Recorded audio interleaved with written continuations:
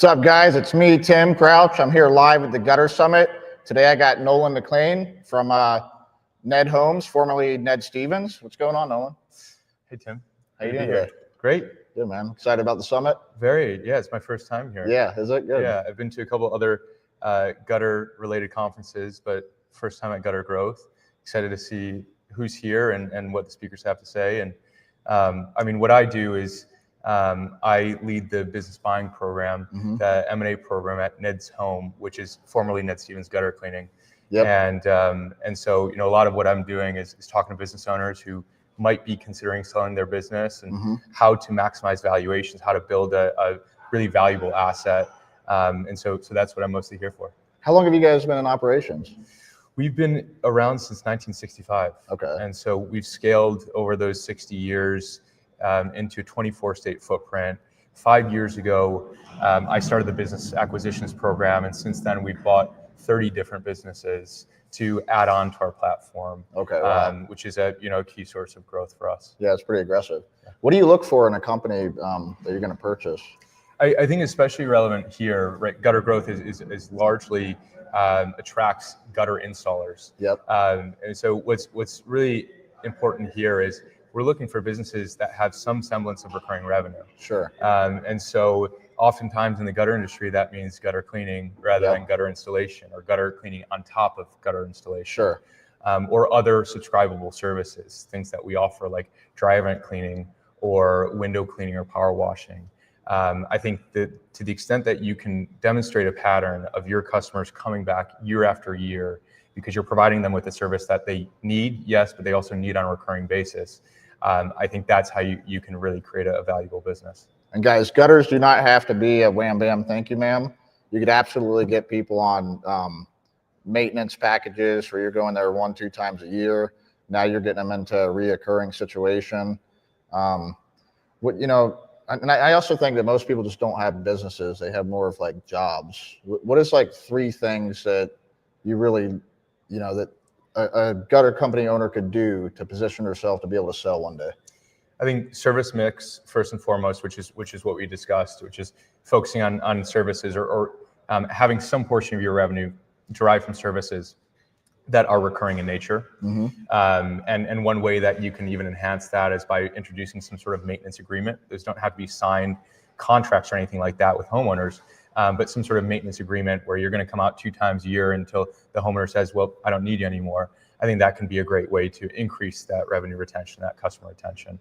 Other things that business owners can do to maximize valuation in their businesses are bring in a really stellar team that is interested to stick around even after they sell the business to the next guy. Right. That makes the business more of a business, less of a job, and more of a transactable asset. Sure. And so that's certainly something that you can do. Additionally, you want to be running a profitable business, and a term that we look at and private equity and private equity backed businesses is EBITDA, which is essentially a metric for cash flow. You want to be running a business that has 20% to 30-35% EBITDA margins. Are you speaking of net? That would be net. Yeah. Yes. Okay. Yeah. Bottom line, EBITDA margins. You want to be running a profitable business because ultimately, what an acquirer is looking at is not revenue, but the actual take from the business. Sure. The bottom line. Because you could have a company doing $1 million a year, and I've actually seen it, and they'll have like 10% margins. And most people are just underpricing themselves. Can you agree with that? I think that can be a source of low profit. Other common phenomena besides pricing and therefore maybe low gross margins would be bloat in the office, too much administrative ad spend or headcount spend, or inefficient ad spend.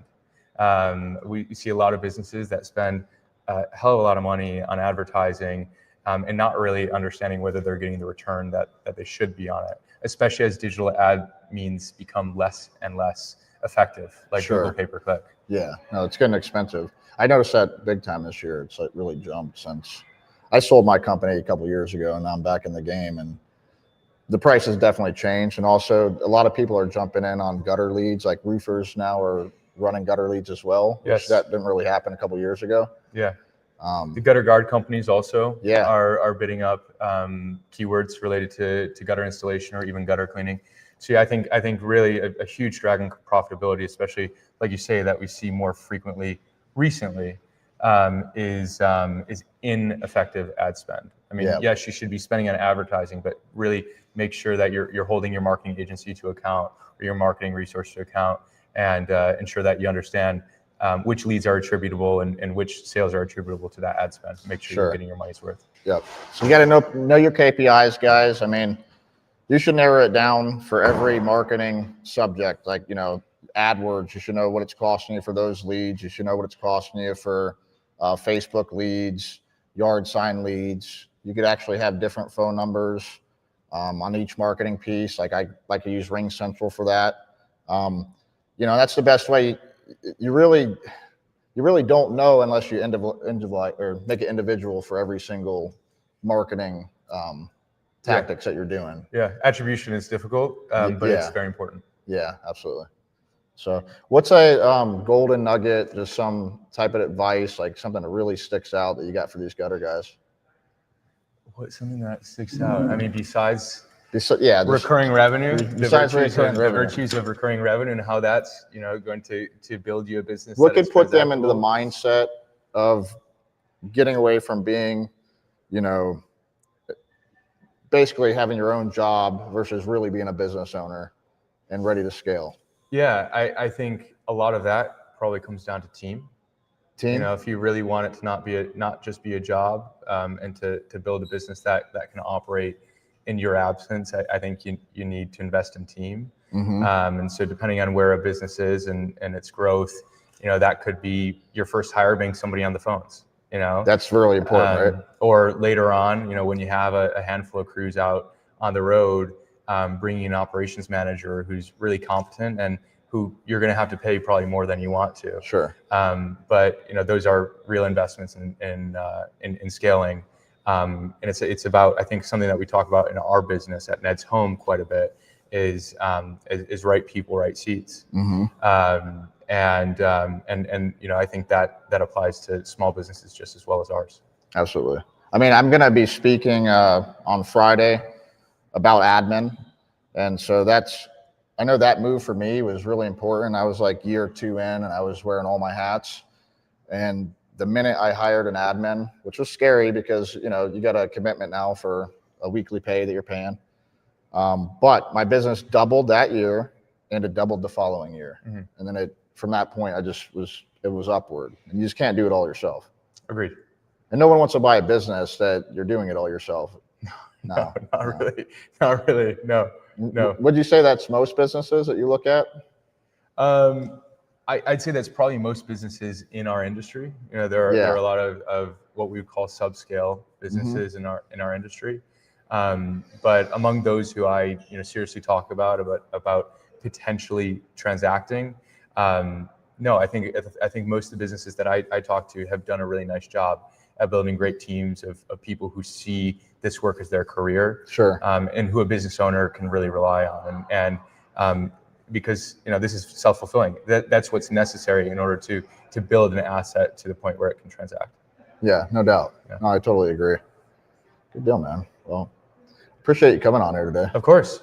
Yeah. Thanks for having me. How did they get a hold of you if they're interested in maybe having you look at their business and seeing where they're at? You can reach out to me at nedhome.com/acquisitions. You can read testimonials from business owners who have sold to us, some of the 30 people who have sold their businesses to us over the last 5 years. Or you can just email me at nolan@nedshome.com. And I'm always happy to hop on the line, even if you're not looking to sell anytime soon, or even if your business isn't exactly what we're looking for. I'm always happy to talk about how to build a really worthwhile and valuable asset. Good deal. Well, I appreciate you coming on. Thank you. Thank you. Appreciate it. Yep. Mr. Ben. How you doing today? Great. How are you? Good, man. You ready? Yes, sir. All right, let's go. So, guys, I'm live here at the Gutter Summit. I'm just going to be doing some lives the next couple days. I got Ben here. So, what's up, Ben? Hey, how's it going? Good, man. To be here. Ben Crump, tell me a little bit about your company. Where are you at? Where are you located? Oh, okay. Yeah, so I'm located in Charlotte. I started my business originally in Ohio and then relocated to Charlotte in April. So we started in June. Currently 2 installers. We'll do probably about 300,000 this year. Okay. But it's going good, but new market. So yeah, getting everything up and running. So how's that transition, taking a business from one area and just kind of rebuilding it? Yeah, so it is much faster the second time, for sure. So I have like all my branding. Yeah, my branding's in place. I had all the equipment, the truck and trailers, wrapped, everything. So that's a lot easier. It's a better market. Like, it's definitely more competitive on the lead side, but where I was in Ohio was quite rural. So I was traveling a lot further for jobs. So I have a lot of times where, we're doing jobs 20, 30 minutes from the shop. So that's, that's nice. But yeah, it's starting from scratch too, like there's no referrals, there's no, no customer base to work from. Yeah, that's true. So what was the first move that you made once you got in town? Yeah, so basically rebuilt my website to get that localized. I started interviewing fairly early on so I could get some guys lined up, which I've had to go through a few guys to get like, people I'm really excited about. So got that going. I ended up finding a great shop space that had parking for the truck and trailer, plenty of room with that, good price.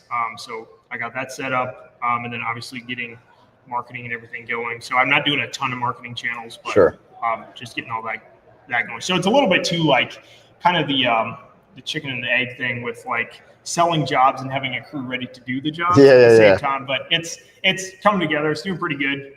So we got a home show we're doing the end of October as well. So that'll be another good lead source. So that was just kind of trying to juggle all of that with starting. Yeah, no doubt, man. What would you say your superpower is? I'm much more like, I'm a good installer, but that's not as much what I would say I excel at. Like, I love people. I love sales, marketing. That's more, I think, what I would consider myself better at, or more my competitive advantage, I guess, if you will, compared to a lot of companies. Yeah, good deal, man. Excited to be at the summit?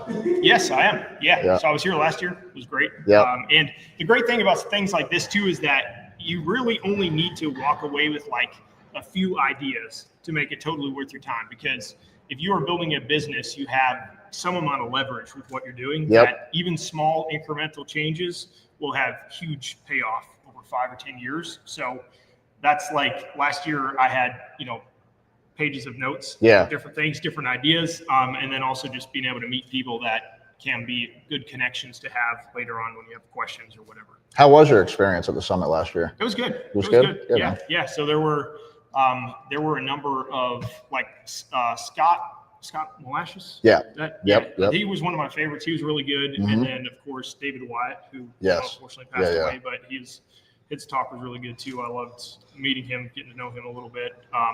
It was good. I mean, obviously I'm back, right? So man, it was worth it. Yeah, I'm excited. So you just flew in today, or you came in yesterday? Drove, so it's like 4 hours. So that's not too bad. That's not too bad. Yeah, I drove too because I had all kinds of merch and stuff to bring. Oh yeah, a lot of stuff to bring with you.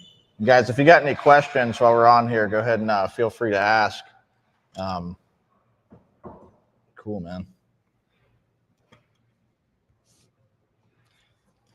Yeah, so I wasn't sure exactly what you'd have for the format of the podcast or whatever, but I put together 5 quick tips. Yeah, let's have it. I want to hear it. Okay, so tip number 1 is obviously we all know your Google business page is super important for leads, one of the cheapest lead sources. So everybody's asking for reviews, or you should be asking for reviews. Ideally, have some automation built in with that. But one thing that I have found that is easy and works really well is to back up a little bit. The Google algorithm really likes to see photos on reviews. Customers also love to see it. So usually what I do, unless it's a house that's horrendously ugly, typically I'm going to take a few. I don't want this one up there. You have those occasionally, but usually I'll take like a handful of photos, find like 3 or 4 good ones. If they have an iPhone, I'll just airdrop it to them. Otherwise, I'll text it to them and ask them to leave those with the review.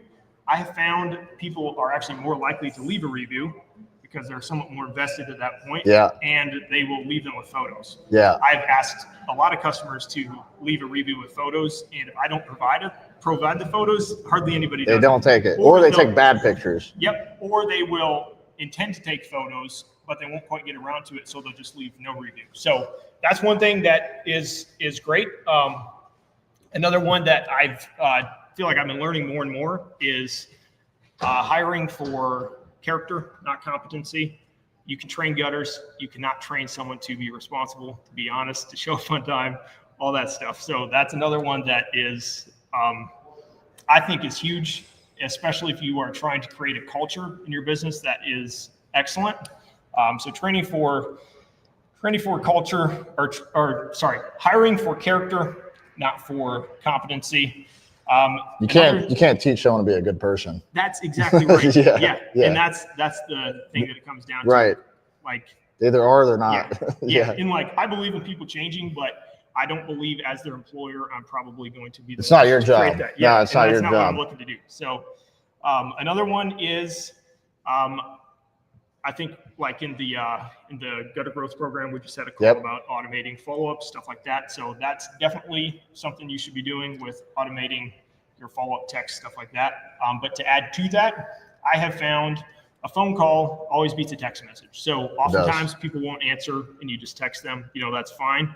But if you can get the customer on the phone and talk through the different options they're considering, I've been able to close a couple jobs here recently that I was able to just talk through over the phone, and if pricing is an issue, maybe you can. Was that like on a follow-up call or? Yeah, just a follow-up call, just to check in and see where they're at. But I find that's really helpful. Also, I tend to be pretty quick with how fast I get out there for the estimate. So oftentimes I'm the first estimate they got. They're going to get a couple more. If I can't close it on the first visit, at least if I do a follow-up call with them, we can talk through. Now you're back in the game. Yeah, some of the different options and stuff that they're looking at and pros and cons. So, and by the way, guys, 25% of people go with the first person. So if you just get there, you're pretty much 25% chance you're definitely going to sell it. There is a lot of value in I like to either be there first or last. Yep. I really hate to be the middle guy. 100%. 100%. Yeah. Yep. I agree with that. So that one's pretty good. Another one is collect all of your customers' information. Make sure you have that in your CRM or whatnot. It's easy to, if they call in, they text or whatever, you just text them the estimate. You never get their email address, but have all of that information. Have as much of it collected as possible, because even if you are not using this today, you will want this in the future, and it does add value to your business long term, the more customers that you have. And guys, if you got any questions for us, go ahead and shoot me some questions. I'm waiting for someone else to hop on the podcast. They may or may not show up. I'm doing a different podcast every 15 minutes. It is a little hectic here because we got VIP going on, and we're getting ready to have some pre-shows starting. I think they're starting right now, 2:00. So we're getting this all kicked up, and I'm super excited about the summit. We're going to have 3 days of just, tons of fun. I'm going to go live several times to kind of get you guys, so you guys can kind of see what we're experiencing here. You got anything else? Yeah. So I got one more. Last one. So if a customer chooses you, there's always a reason they chose you. So different companies have different competitive advantages or different reasons that customers go with you. Maybe they just like you more. Maybe you're the cheapest price. You have the best customer service, whatever it is. But if your competitive advantage is your pricing, and we're going into more of a recessionary environment, if things slow down, everyone's going to lower their price if they have to get jobs. So if that is your main competitive advantage, you're going to have a really hard time in a slower economy. So focusing on branding, customer experience, your lead flow, everything like that, you still have some flexibility that if you have to, you can lower your prices some. But if your main thing is low prices, you're going to have a really hard time if you're better competitors. And you're not able to really drop it at all. Like if you're set here and they're trying to beat you down more, like you can't do it, right? Yeah. I just had a job close yesterday, a Christmas light job. I was just so professional doing this estimate, and it was like this multi-million-dollar home, and it was really weird. I never had anyone do this, but she was a property manager, and she's like, I just want to sit down with you for 15 minutes and get to know you before we even talk about the job. I'm like, all right, so it's like, tell me about yourself. So, I'm talking to her for 15 minutes. But I came in $2,000 higher then the April, you want to jump on in a couple minutes? Sure. I'm live. Yeah. Okay, cool. Okay. Awesome. So then, you know, I was $2,000 higher than everyone else. She had like 4 bids, but she just wanted to go with me. So she called me up, you know, hey, Tim, can you bring this a little bit back to reality? Yep. And because I'm not a low price company, I have some room to budge. I could come down a little bit. And so I still didn't come down to what other guys were. You know, I was still about $600-700 higher. But if you come in really professional, you know, you got your CRM, all your line items, like really good descriptions. Like on Jobber, I have an intro. You know, my intro tells about my service, so they're reading about the service, and you know, then they're seeing really professional line items. It's you know really detailed, and I got pictures in every single line item with what we're doing. And she was, you know, I might have gotten her to pay $2,000 more, but you know, it came down a little bit. But I was able to because I wasn't coming in at rock bottom prices. Yeah, and I think a lot of times too, like I had someone, my pricing came in at like $3,700. They got another quote for $2,400. They were debating between the two, but I came down to $3,300. They were really happy with that. I still have enough margins to make it work. And that's also with like, if you can get on the phone with them and talk through some of this stuff after they're comparing their options, a lot of times there is some flexibility, but you still set your value at $2,000 above everyone else. So, you know, they feel like they're getting a great deal. You're still getting the job, you know, so it really works out quite well. Correct. They feel like they really got a value because they got the top company to come in, and we budged a little bit, and but I still have great margins, you know. Yep. Good deal, man. Yeah. So, what are you really excited about the summit this year? Is there any like particular classes or anything you're stoked question. about? I'm excited so I'm recently not going out with my crew as much. So I'm currently the next thing in the agenda is to really lean into my sales process and improve that a lot. So I'm really looking forward to basically everything on the sales side. And actually, let me ask you a question about that as well. So I've been reading some sales books and stuff as well. And one thing that people often talk about is you don't want one-sided conversations. You know, I don't want to come in there and just tell them about my product. I want to get them talking, listen to them. So aside from the obvious age of the home, you know, maybe what their plan are, they planning to stay there for a couple of years, or they're going to be there long term, you know, some things like that. What are some questions that you like to ask to get the customers talking about? You can get them talking about all the random stuff about their life, but like to get them talking more about the gutter project, some of what they're thinking, you know, any ideas they have or whatever. How do you get them talking about things like that? One question I like to ask is about the timeline that they're looking to get the job done. Because if you get that out of them and, you know, the timeline's next week or 2 weeks from now, it's going to be easier for you to close that job because now you know there's some urgency to it. And to where if you're not asking that, this might be something they're planning 6 months from now. Or if you don't ask them that, their intention is probably to get it done next week. It probably is, but you don't have the leverage to push it along because you didn't know that they want it done sooner. So that's like one thing I like to make sure I'm asking is, you know, what their timeline is. And then I help to push it towards that timeline quicker. So. Okay, that makes sense. Are there any other questions that you like with customers just in general that are things that you consistently are asking on most estimates? I like to just ask them. I can't say it's like a specific question, but I know that questions are the route. And so the more questions that you could ask them, what you want to do is you want to discover all of the objections before they can give it to you. And so if you're asking a ton of questions, you could kind of filter out and feel, you know, what their real objections are. You know, even if you give them the price and they're just like, oh, okay. And then, you know, they try to push you off, like figure out why they're not committing right then and there, you know. Is it the price, you know, or, you know, whatnot. But the thing is, questions are the answer. You don't want to have an objection and not know what the objection is. So the questions are going to discover the objection so you know how to attack it. Makes sense. And trying to get ahead of the objections. Get ahead of it. Yep. Absolutely. Okay. Makes a lot of sense. Let's see what time we got here. Cool, man. We got 5 more minutes. Let's keep rocking it. Yeah. So I got a couple other questions for you then. Have you done home shows before? Yeah. Okay, let's talk about home shows. What have you, so like I mentioned before, we have our first home show we're doing towards the end of October. What kind of tips can you give me for a successful home show? I mean, obviously talk to people, be friendly, So you want to have your CRM out handy, and you want to schedule estimates. You do not want to hand out cards and wait for people to call you. You want to get them on the schedule right then and there. So your job at the home show is to schedule estimates. Okay. Period. And you're getting their information, plugging it in, setting the schedule right then and there. If you do not do that, and you get 30 cards of people just interested, now you're calling all of them, and only 10 are going to answer you, and you just lost 2/3 of your work. You know, so while you have them there, while it's hot, while they're ready, get them scheduled now. And so there's no reason for them not to schedule you. You don't need to hand a card and make a whole nother process. Success likes speed.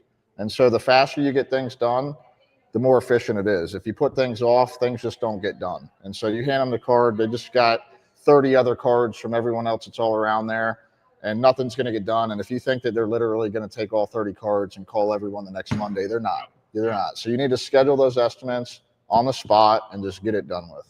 Okay. Now, are you typically, so with estimates, one of the things I try to avoid, if possible, is like crisscrossing. Yeah. Where, trying to get like a little bit of route density. Yeah. So with that in mind, how would you approach that? Are you scheduling specific time slots still right away?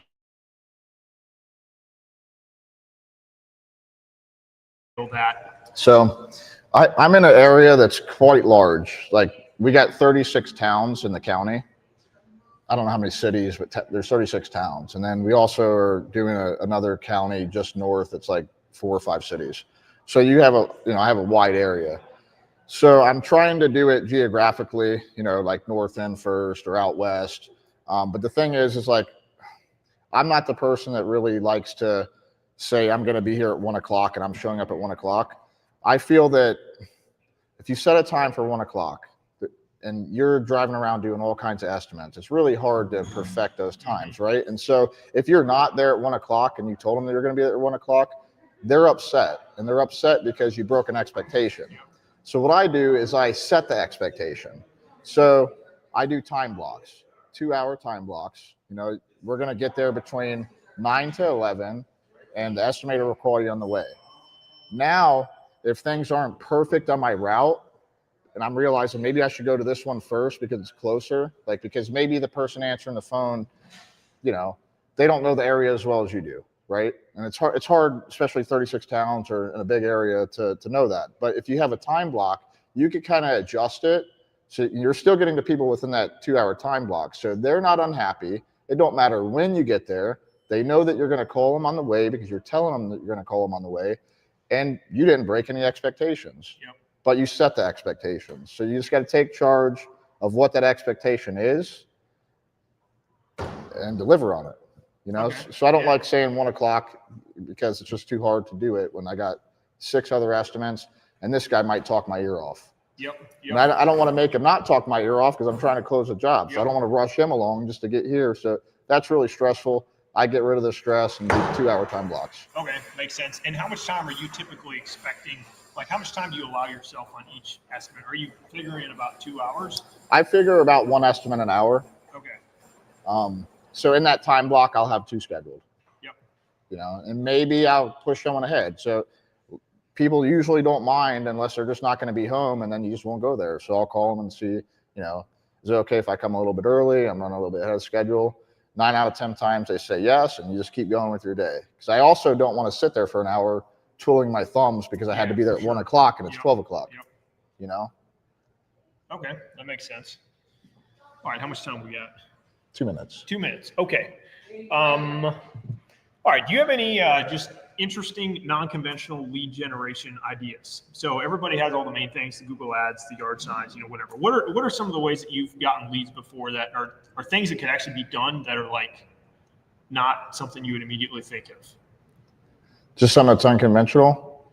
Well, I feel like a lot of people aren't networking like they should. Okay. And so like one thing that I'm actively doing right now is I'm doing some speed networking events and just going to local networking events. And the reason why I like networking is because, I could throw money at ads, and I do, but the thing is those ads are competitive because there's no there's no reason for them to trust you yet, except maybe you have a ton of reviews and, great brand, but no one told them to trust you. And so when you start networking, those referrals are not competitive. And so if you can really build your network in your local community, and everyone starts recommending you, you're not going up against anyone anymore. Like, it's literally just you, and they want to go with you because their friend recommended you and their friend trusts you. And so you're speeding up the trust factor, and you're getting rid of all the competition. And so I like that. Also, yard signs are kind of unconventional. A lot of people don't like doing them. That's true, yeah. You know, and another thing I like about yard signs is the same thing, is they're not on Google looking at 3-5 other companies. Like, they just called you because they seen you, and that's probably a less competitive bid. Yep. You know, so I think if you can get bids that are less competitive, it's going to be easier to get those higher prices, and it's going to be easier to just sell the job. Like, I usually sell 80-90% of my referrals. There's really no reason that you shouldn't close a referral. Yeah, right. Yeah, the trust is there. It's already there. So with the networking, how are you finding those events? You know, local Facebook groups is how I'm finding it. In my particular area, there's a Facebook group that kind of talks about all the events. And listen, if you don't have events in your area, put them on. Like, we just started the speed networking. I got a coffee shop, and we're doing it twice a month. We launched our first one last week. I've already gotten referrals out of it. I made friends with a plumber that's really well known in the area. And like today, actually, I seen a post on Facebook in one of the local groups, like, anyone know a gutter guy? She was on there recommending me. And, you know, and it wasn't a big group. You don't need big networking groups. I went to a networking event last week or the week before with Grant. There was 200 people there. And honestly, that was hard to network because you almost got to know who you're going up to talk. It's harder. But when you're in a small networking group, and that's what we did with the speed networking, there's like 25 of us. You set everyone at a table and you have some questions, and you know, you got tables of 4 people together, or 3 or 2, you know, and you just rotate, you know, and now you only got 25 people and you're actually getting to know everyone. So there's a lot of value in small networking groups. Yeah, very cool. And was that a professional networking event, or just networking in general? People want to get to know people. All business owners. Okay, business owners. Yep. Okay. Yeah. Yeah, and we had coffee and, you know, breakfast, and it was like a, you know, an hour thing. And so if you don't have it in your area, put them on. People will come. Utilize Facebook groups, local Facebook groups, and get the community together. Yeah, I like it. So appreciate it. Come on, brother. Absolutely. Thank you, Tim. No problem. Ready, April? Yeah. We're live here at the summit, guys. I'm going to be doing a live podcast for a couple hours a day. Bringing on April right now with Bid Slot. Thank you. She's getting her mic set up. Yeah, thank you. Hey, April. Hey, how you doing? I'm good. How are you? Good. So, excited to be at the summit? Yes. Yeah. After the summit last year, you basically gave me the best Christmas present ever by offloading about 10 clients to me. I did. And I'll never forget it, and I really did. appreciate it. Oh, no doubt. No doubt. Yeah. So, yeah, I'm really excited to be here. We have an amazing turnout. I'm not only seeing some familiar faces, but new faces. So A lot of new faces. that's always exciting. April, can you tell everyone what you do and what you're all about? So I own a company called Bid Slot, and Bid Slot specializes in answering service, virtual office services, and then all the things sales and marketing. So we create customizable solutions to help our clients grow and also streamline office tasks. Good deal. So let's dig in, like more details. Okay. So my company started out with cold calling. That I come from a background of owning a commercial kitchen hood cleaning company for 15 years. We grew that company, sold it. My husband wanted out of the cleaning industry, so he opened up a brewery in our local town, New Groove Artisan Brewery, but I still do all the things in Bid Slot. And so when we started with the cold calling, that's how we grew our commercial kitchen hood cleaning company. and people saw how successful we were with growing our company, and they asked if we could do it in their company. And in the beginning, BidSlot started out just working with commercial kitchen hood cleaners, and then power washers, window cleaners, carpet cleaners, janitorial companies. They all started asking if we could do cold, gutter companies all day long. So so they asked if we could do it in their company, and so we started like branching out. Then because we kept them so busy, they all started needed help with the office task, and so it very organically unfolded. Okay. Yeah. So I mean, a lot of you guys know. One thing that I recommend to a lot of new gutter companies is, like, if you're a new gutter company, you might not have the marketing spend to just throw a bunch of money out there. One of the cheapest things you could do and the most effective things to do is just get a list of the contractors in your areas, roofers, property managers, builders, real estate agents, even AC companies, because a lot of them don't like having water dumped right into the AC unit. Landscape lighting guys, or landscape landscape guys, they don't want water dumping on their nice new work. So having these people as referral partners is something that can really build your business, and it's a numbers game. And if you have the time, you should get on the phone and do it yourself. But a lot of us business owners just don't have that time, and it's really nice that you can have a service that'll do it for you. Yeah. And so the way that it works with campaigns like that, because we run several different types of campaigns, but we've also done lead gen with apartment complexes, nursing homes, hospitals, and like commercial real estate agents and just real estate agents in general. On the cold outreach side, personally, we are a commercial only call center. But on the residential side, the only way we can call on a residential list is like if you gave us someone that was opting in for more information about CRM, gutters. maybe? Yeah, from the CRM or like any sort of lead source. There's hundreds of them, right? Like even Google ads or Facebook ads. Facebook ads, you can like have it go onto a spreadsheet that automatically sends an email to our office or something like that. So there's several different ways to do it, but everything that you just mentioned, the contractors, the builders, the anybody that would be on a roof, basically roofers, things like that. The referral partnership, it's where it's at. And it's always relationship building when you're cold calling. Most of the time, like 9 times out of 10, it's relationship building. Occasionally though, on one phone call, you can land that one that makes all the sense for 20 years of doing it, right? You just never know. And throwing a little money at it, because it is one of the most affordable ways, besides, like I heard you talking about networking. That also is game changing. And about 2 years ago, I actually started going out and canvassing 1 day a week outside of my office. And I didn't know why I had never done that before, because, I work with everybody all over the US. And I was like, my first week, I sold 3 local companies. I sold a funeral home, an eye care clinic, and like something else, which is also industries like, I'm not really used to working with, but it really opened up my eyes, and I was like, oh my gosh. And so now I actually spend 2 days a week outside of the office canvassing and like making it happen. So give us some advice on that. Yeah, so I'm actually all about networking. And so when I made this shift, I'm a really big part of our local chamber. That's a huge one for me. I'm part of a program that's called Power Up, and Power Up mentors small businesses in our local county and city. As long as you're in Spartanburg County, we can help you. And then, they have all those after-hour mixers and things like that. So I wanted to start positioning myself, though, as like an industry expert, because I am. And so with our local city, I'm actually the subject matter expert for sales and marketing. So what that means is anybody that comes to us with a new business idea that's requesting mentorship, they come to me for consulting if it has anything to do with sales processes, office processes, or marketing help.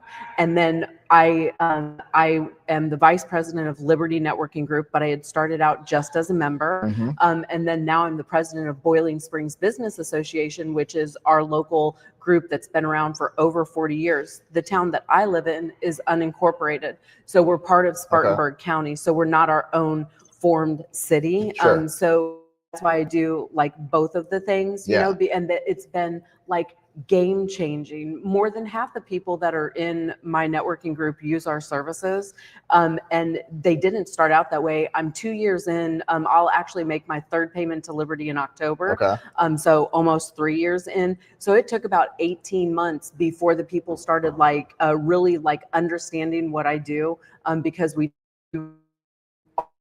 is kind of what that comes down to, fine-tuning the messaging and your little 1-minute pitch that you get to give and things like that, which that is also game-changing, is getting your 1-minute pitch defined so that people don't look at you like you have three heads. I need to learn that, because I haven't been doing this. I'm starting to do it now. Yes. And the last networking event, I'm like, man, I should really have something down pat, because I had a different answer every time, right? Yes, Yeah, and so a cohesive message. And I learned that as soon as I started networking, because they're like, so what do you do?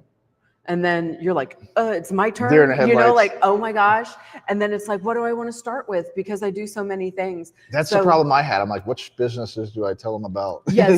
So with Liberty, actually, that's like an exclusive seat thing. So that's one where you don't technically pick and choose. I'm in there for my answering service. I'm actually if somebody did marketing, they could get that marketing seat, because I'm in there for my answering service, which is my main gig, is like what I say. So I did fine tune my message, but I had some help with that. I had people listen to me and the way that I was representing my company. Give you some and feedback? then they gave me some really good feedback. And it was more so they asked questions to make me think so that I could perfect my message. And it's been amazing. I'm all about the networking locally. How often do you go? Is it twice a month? Or? Okay, so every group is different. Liberty is, how many are you in? 4? So with Liberty Networking, they have 24 chapters in South Carolina, and I can visit all of them. And that's I have a joke that I say, and I'm going to make a T-shirt that says, "You only want to do that if you want to grow," because if you go out and do that, you will be bringing on clients, and then it's that catch-22 thing. But I'm a part of 3 or 4 networking groups. And so BSBA, though, the Boiling Springs Business Association, that's not an exclusive seat. Lots of these networking groups, they want exclusivity. Yeah.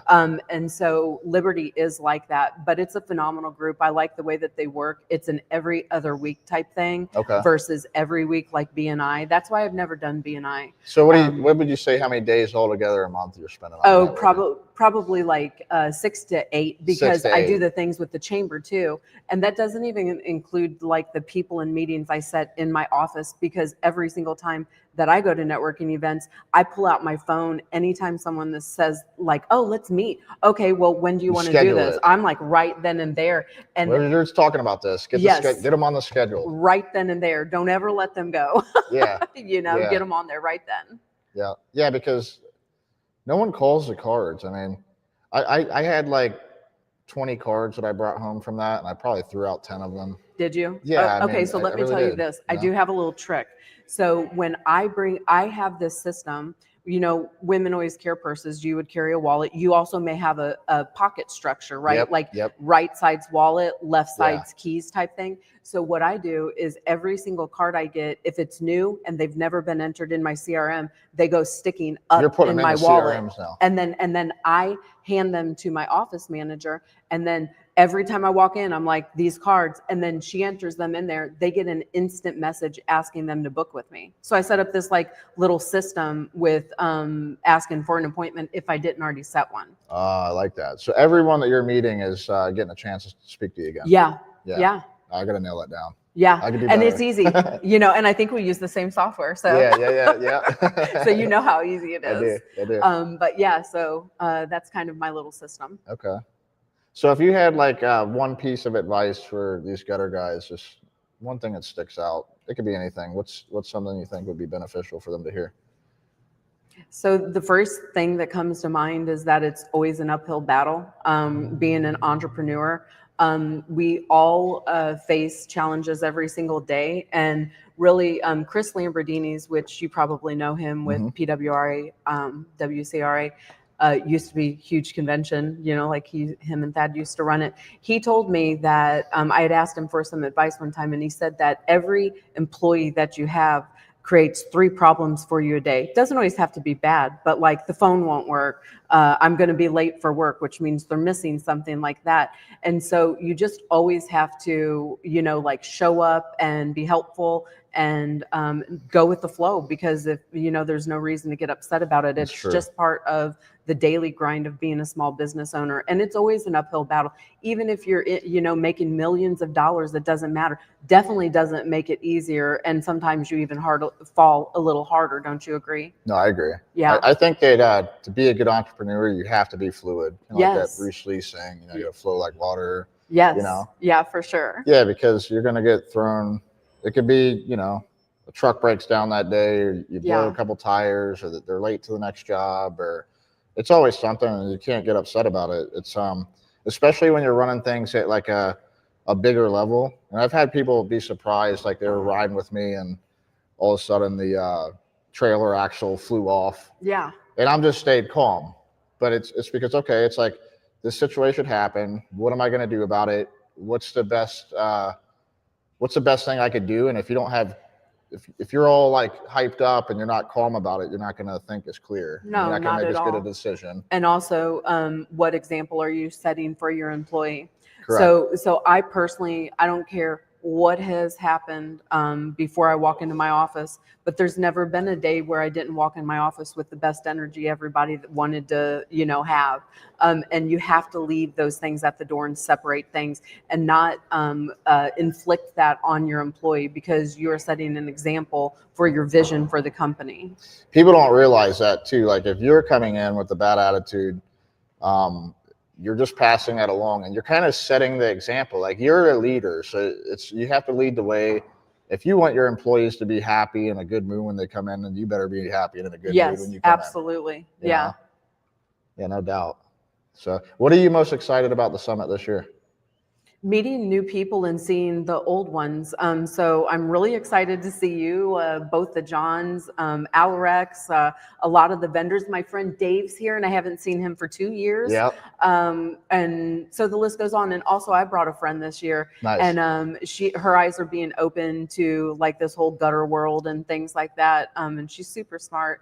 So I was happy I could bring a friend. It's always more fun traveling. But so all the things. I brought my son here this year. Oh, nice. I got him helping out, but he's got a little, he's doing personal training a little bit, but he also started a pressure cleaning business. Oh, nice. So I'm excited for him to get in there and hear some of these speakers too. Yes. Some of that stuff will ignite some ideas. Last year, there was a lot of people that came after.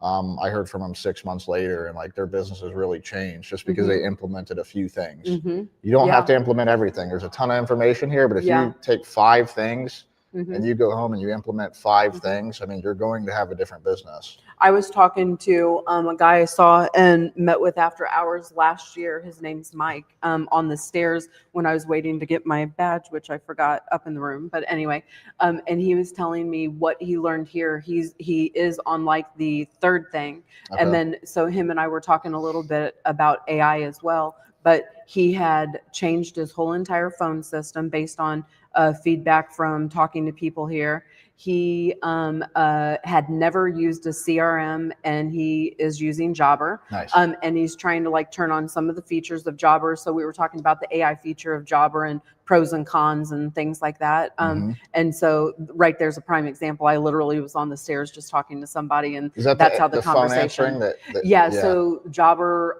has a AI answer agent. It's pretty good, but I don't think that personally, this is a personal preference, and not everybody's going to agree. I really am all about a human at least answering during the day and having the first chance to answer. And if they don't answer, then it kicks over to the AI bot, whether it be Jobber or any type of platform. Not all of them are good though. But they can do some pretty phenomenal things. So like before COVID, BidSlot was 24/7 answering service, and now we're not. And so we, if you want 24-hour service, our office closes at 8 p.m. Eastern Standard Time. Sure. So we could turn on a bot for you, but there's an additional fee. And it's quote unquote not cheap. And what I mean is it's more expensive than our basic package. Yeah. And then you also pay for the minutes. But if that's important to you and you get a ton of calls after hours, it could be a really good solution. And it's pretty dang good. The one that I build out in my office, it's my voice. And it starts out like, hi, this is April, the AI assistant. Don't worry, I make less mistakes than the real April. Ha, ha, ha. And it does a little laugh like that. Yeah. And then it's like, are you returning Gets or a are little you humor. new? And then depending on what they say, it does those things, you know, and it's kind of, I love it. So I'm dabbling with it. But I will tell you one thing that I do not like about AI is the cold calling is not there. It's trash. Oh, it's trash bad, which any one of us that get calls on our phone know that, right? Yeah, like I hang it's up on just them every bad time. every Yeah. single time. Yeah. Like they're bad. I think that like AI is changing the game. It's very important. You need to implement it. I think that the more, especially large companies, because we're going to be the ones that do this first because they could get away with it. People are going to get sick of not having that real human connection. And Absolutely. so if you really have a real person in there answering, I agree with you. Use it as like a supplement because I'd rather have AI answer than nobody answer. Yes, You know, yes. and so if your assistant's on the phone already, you know, Let it be an overflow. let it be an overflow because like now you're not missing that opportunity and you could train these AIs pretty good. Yeah. You know? Yeah. I did because we're just chatting about AI for a second, I want to talk about a creative way that I personally am using AI.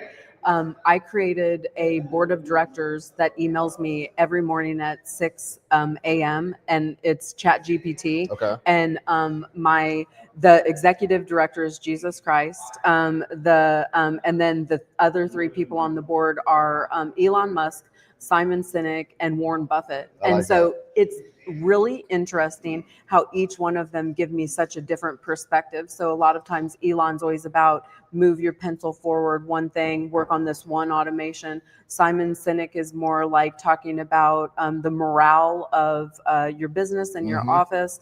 And then Warren Buffett is just a lot of common sense type things. But it's I've actually been doing That's it, kinda cool. and it's like it's completely awesome.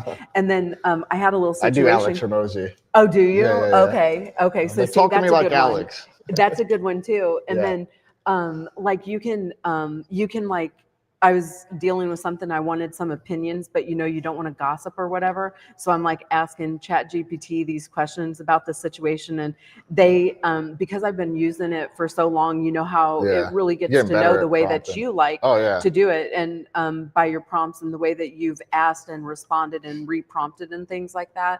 And I can't believe like some of the responses I got on how to handle a situation. It was like amazing. I was like, oh, this is good. Yeah. You know? Tony Robbins is another one. Okay. Yes. Yes. Yeah. And if I'm asking it like, say a legal question, I might want it to be like the top lawyer in the world. That's who you are. Yeah. Yes. Because you get totally different answers. When I tell it to give me a deal like Alex Ramosi would write it, now I got a grand slam offer. Yeah.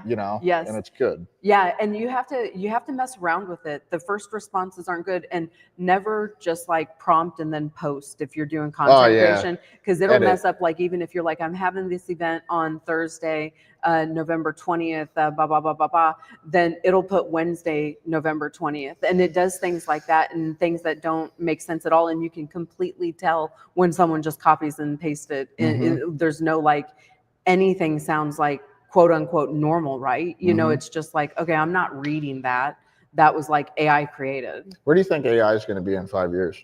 I think that right now we are being trained to use AI for free, basically. And I think in 5 years, we're all going to be paying thousands of dollars for it. And you think the prices are going to start going up? Absolutely. And I think that's when the business owners are going to be looking to use AI in more areas, which will replace some talent. But not all talent. I think that we're at the place with AI where we are going to need a certain skill set. It's not going to just be like me and you messing around with ChatGPT and asking it questions.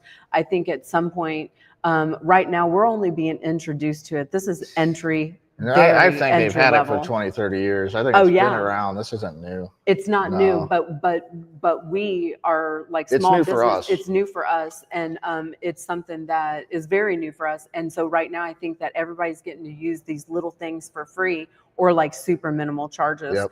And I think within 5 years, I think that it's going to be a lot more expensive. Because and we're then I think you're going to have to replacing have, employees for nothing. yes, Nothing, like $20 a month. yeah. And so soon you're going to have a certain skill set, because I think things are going to change even more, where you're going to have to go to like a prompt school or something like that.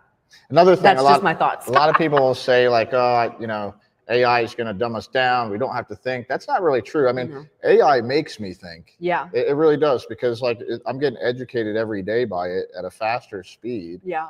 And you know, people with higher IQ are absolutely going to use it better. Like smarter people are going to get further with it. So it's not really a leveling playing field. It's really not. But the ones that are going to exploit it and use it, they're going to get ahead. And it's like I had two grandparents, my grandfather on my mom's side, and then my grandmother on my dad's side, and they were both like, you know, close to 80 years old. My grandfather, you know, I got 4 kids, and he passed away a couple years ago. But before that happened, he was text messaging my kids, and you know, because he knew how to use the phones. Yeah. So he's text messaging, and he's benefiting from it because he's adapting to the change. But my grandmother, on the other hand, she didn't, you know, it was foreign to her. She didn't want to learn the smartphones, and you know, she was getting older, and she might have had to go to a doctor's appointment, and someone in the family wasn't there for her to do it, and so instead of just getting on and doing an Uber, really cheap, a quarter of the price, now she's doing taxis for 4 times the price. Right. And so like, if you don't adapt, it's definitely going to hurt. It's only going to hurt you. You should always have a growth mindset, willing to adapt and change and go with the flow. And just 30 minutes a day helps you move the needle forward with getting more comfortable, because you just have to start somewhere. And the first start, I guess, in my eyes, would be download ChatGPT on your phone. Instead of texting to ChatGPT, talk to ChatGPT, because if you think about the way that you text and the way you think about texting and the way that you can actually talk and really lay it out, it gives you a much better response doing it that way as well. Plus, it's more natural you talking, so listen, pay the $20. There's free ChatGPT. Pay the $20 or even the $200 if you want to get the plus. It has memory, so you talking to it and not typing, you could get more out. There was this billionaire, can't remember his name, but he was saying that he talks to ChatGPT an hour a day. Yeah. Just telling it about his day. Yeah. Like it doesn't have to be asking anything. He's just talking to it, and so now this thing just really gets to know you. It gets to know your values. It gets to know your businesses. You could upload your websites in it. You could have it research your competitors, your local competitors. You could have it see, you know, how you're ranking SEO wise compared to your competitors. I mean, it could do a lot of work, and the more you're talking to these things, the more that it's going to know you, and the better it knows you, the better it gets. So it's something that you could kind of help get better. If you're not doing it every day and you're just using it now and then, you're not going to get as much out of it. It's like feeding your, what's it called? Your Scooby, that tea thing. Thing that grows, like you just got to feed it a little. Yeah. And then it gets really good. Yeah. Yes. Small, just consistent efforts every day. Yeah, for sure. Huh. So you got any more gold nuggets? I'm sure you do. What are you excited about the summit? What are you most excited about this year? Or what was the, I think I asked you that. What was the best thing last year? So last year, okay, so I've been around for a long time. Yep. And I did not know that there were guys that only install gutters and didn't do cleaning. I didn't know that. I thought all people that would install gutters also do the cleaning. Yeah. And I met a ton of people here that literally will never clean your gutters, and they only do installs. Mm-hmm. And so that was very eye-opening to me. I also feel like, so we've been to a ton of different shows, power washing, window cleaning, the list goes on.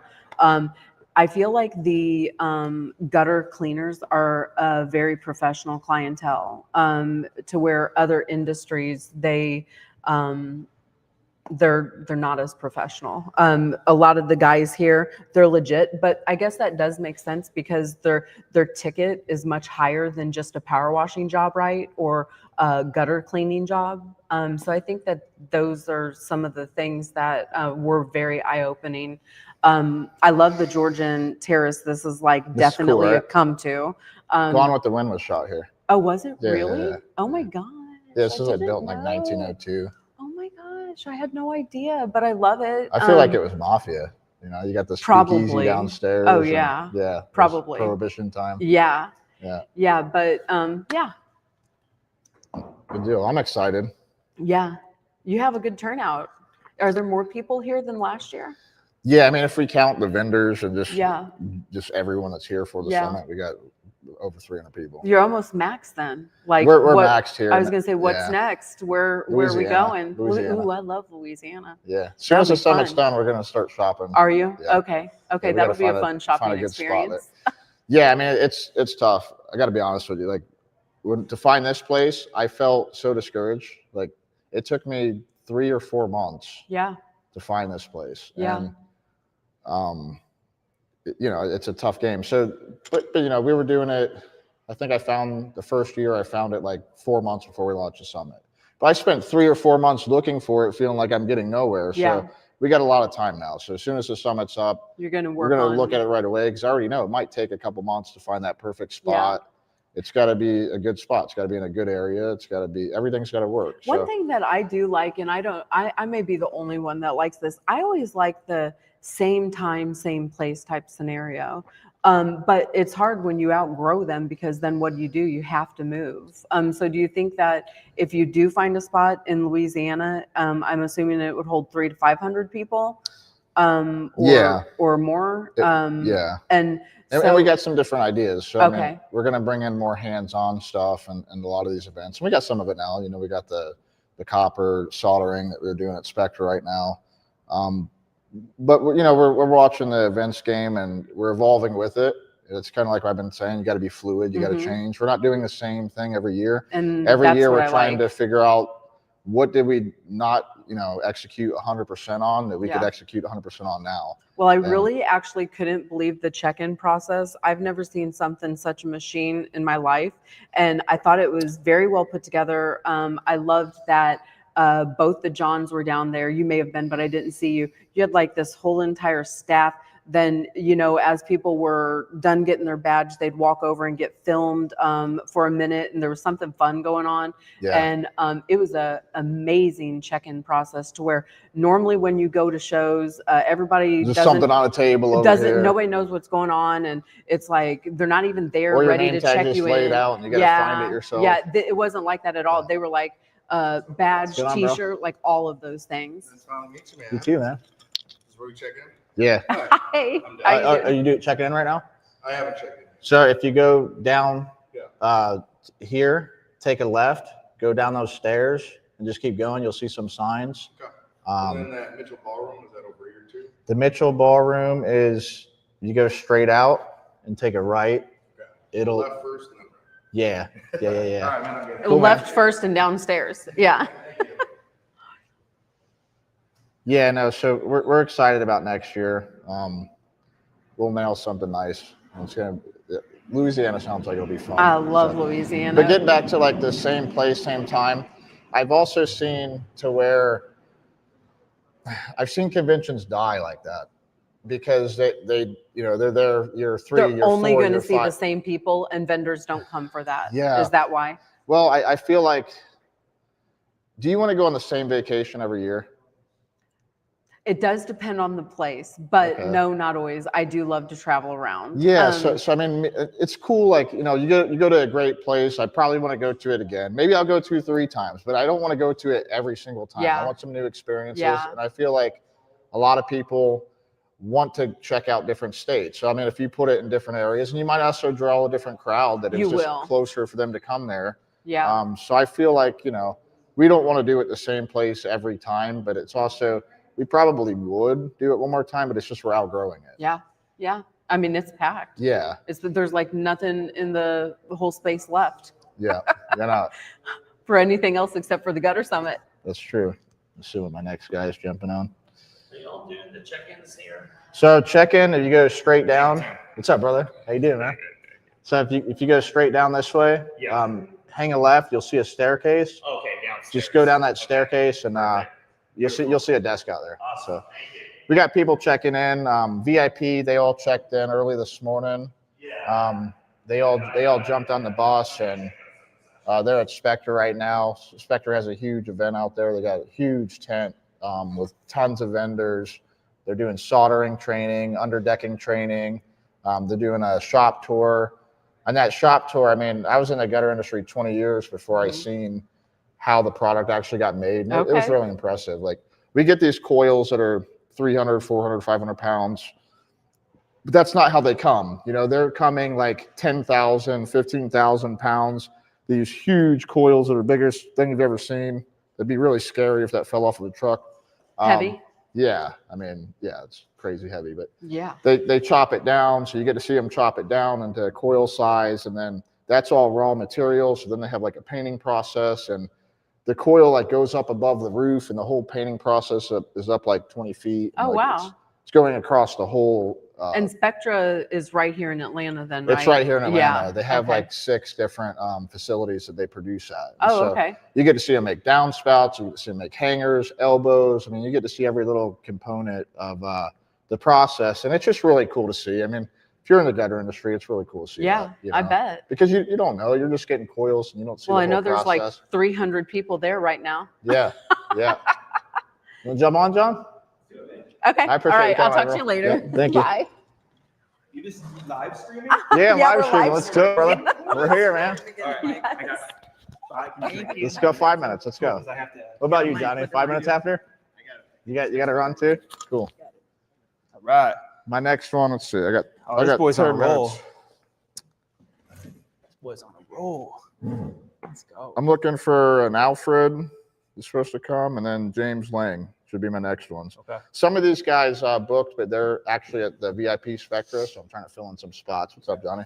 What's up, baby? What's going on, Good bro? to see you, man. Yeah, man. Look at you live streaming, bro. Yeah, That's man, what I'm talking gonna about. live stream all day. Yeah, dude, that's what I'm talking about. This is a very special event, man. Like, we just, if you don't know this because you're over here holding down the podcast side, but Evan and Jacob killing it on that Yeah, side, they're good. dropping so much value, talking about LSA ads and AI and all these things that are going to help gutter businesses grow and think for the future. So talk about cool, man. It's been a cool summit. It just kicked off. Why don't you tell everyone how this all started? Gutter Summit? Just gutter growth, everything. I sold a business and I didn't have any plans yet. And you called me into the office. Oh God, man! I hope you guys. I hope you have a cocktail for this one because this is pretty crazy. So I'll never forget it. Tim and I. He was one of my first clients at Mr. Pipeline 13 years ago, man. First gutter client. Yeah, first gutter client, and one of my first clients 13 years ago. I picked up a Yellow Pages or something. I just kept calling. He cold called me. I cold called Yeah. him, and I'll never forget it. He picked up, and the way he talked to me and spoke to me, I remember, never forget it. It was just like I could talk to you like right off the bat, like real, like you're my boy. I'm like, listen, man, like you're doing okay, but like truth be told, there's room to grow. And you're like, I don't know, tell me more. And I'm like, awesome. So here's what I would do, and eventually, like, we earned trust. And I don't think I closed you or the sale was done right away. Like, it wasn't like that. It was kind of like we just grew a little relationship. Yeah. You're like, dude, I'm in a marketing company now. Call me in the future. Town Square Internet. Towns. They I suck. forgot about them, man. And I called you and I stayed in touch. We kept building a relationship, and eventually you became a client and you became a friend and then became a brother. And then I remember telling you that one day when you sell your gutter business, you're going to end up doing something really crazy, and I can just feel it. And we kind of laughed about it, and I'll never forget it, dude. Like, you ended up selling the gutter business, and I saw you and I had such a good relationship, but behind closed doors, I was like secretly watching and thinking about how to serve you and help you in the next chapter. And you sold the business. You came to I said, come to the office. Come come to the office. I got something for you. You remember a bottle of You wine? did, or yeah, whatever? bottle of wine, a card. I'm like, man, this is classic. He's like, I got something for you. And I gave him the bottle of wine, the card. And Your whole team was there. You had all the pipeline people there. We They celebrated you, man, you know, and I'll never forget it. I said, the biggest present I have for you is when this whole thing's said and done, man, like, what are your plans for the next chapter? And he said, I don't know. What do you think? And I said, so you've been serving and helping so many people behind the scenes that John and I, my partner at Mr. Pipeline, put together your next chapter for you. You did. Yeah. And you're like, what do you mean? And I said, you're a coach, dude. You just don't realize it. You're a servant leader. You give and you help and you show up. And I think somebody needs to take a chance on you. And I will never forget it. Brandon Vaughn, who's coming here to Gutter Summit, took a chance on me. Yeah. I'm excited for that. Yo, bro, when he comes here, he's going to blow people's minds. Brilliant. His mind is so damn brilliant. And one of the nicest guys out there. But he gave me a chance, and I'll never forget it. He looked at me. He's like, let's go change. I was like, B, I want to let you know, thank you so much for everything. I'm gonna make sure I make you proud. He goes, John, let's go change some lives. Yeah. And I remember telling you that. You're like, dude, this is amazing. Like, what's it called? I'm like, it's Gutter Growth. Yeah, you had the whole thing built. Everything you had the built. screen. Yeah, we had the screen that we had. I said, I just need you to take some pictures, take some videos, and like, let's get you out there now.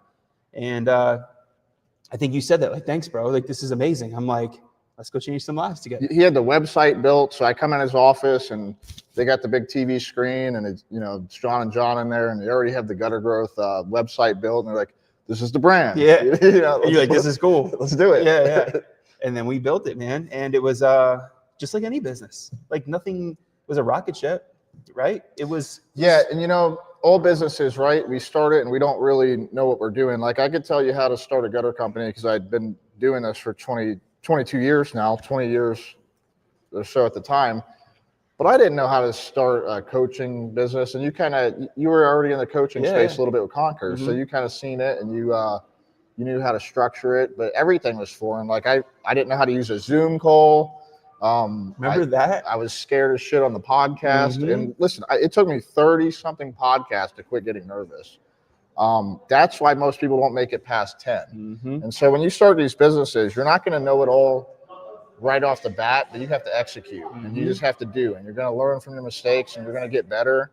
And you just got to keep rolling with it. It's amazing, bro. And that's what it was. I'll never forget. You got on that podcast, or you got on everything. I don't even think you knew what Zoom was. I didn't. No, I'm like, dude, I'm going to send you a Zoom link, and we're going to get on a call. I was like you're the most retarded person with technology. You just were like, you're like a Zoom camera. I'm like, no, dude, like a Zoom meeting. And we got you set up, and we came so far. And then all of a sudden, the Gutter Growth was a reflection of you.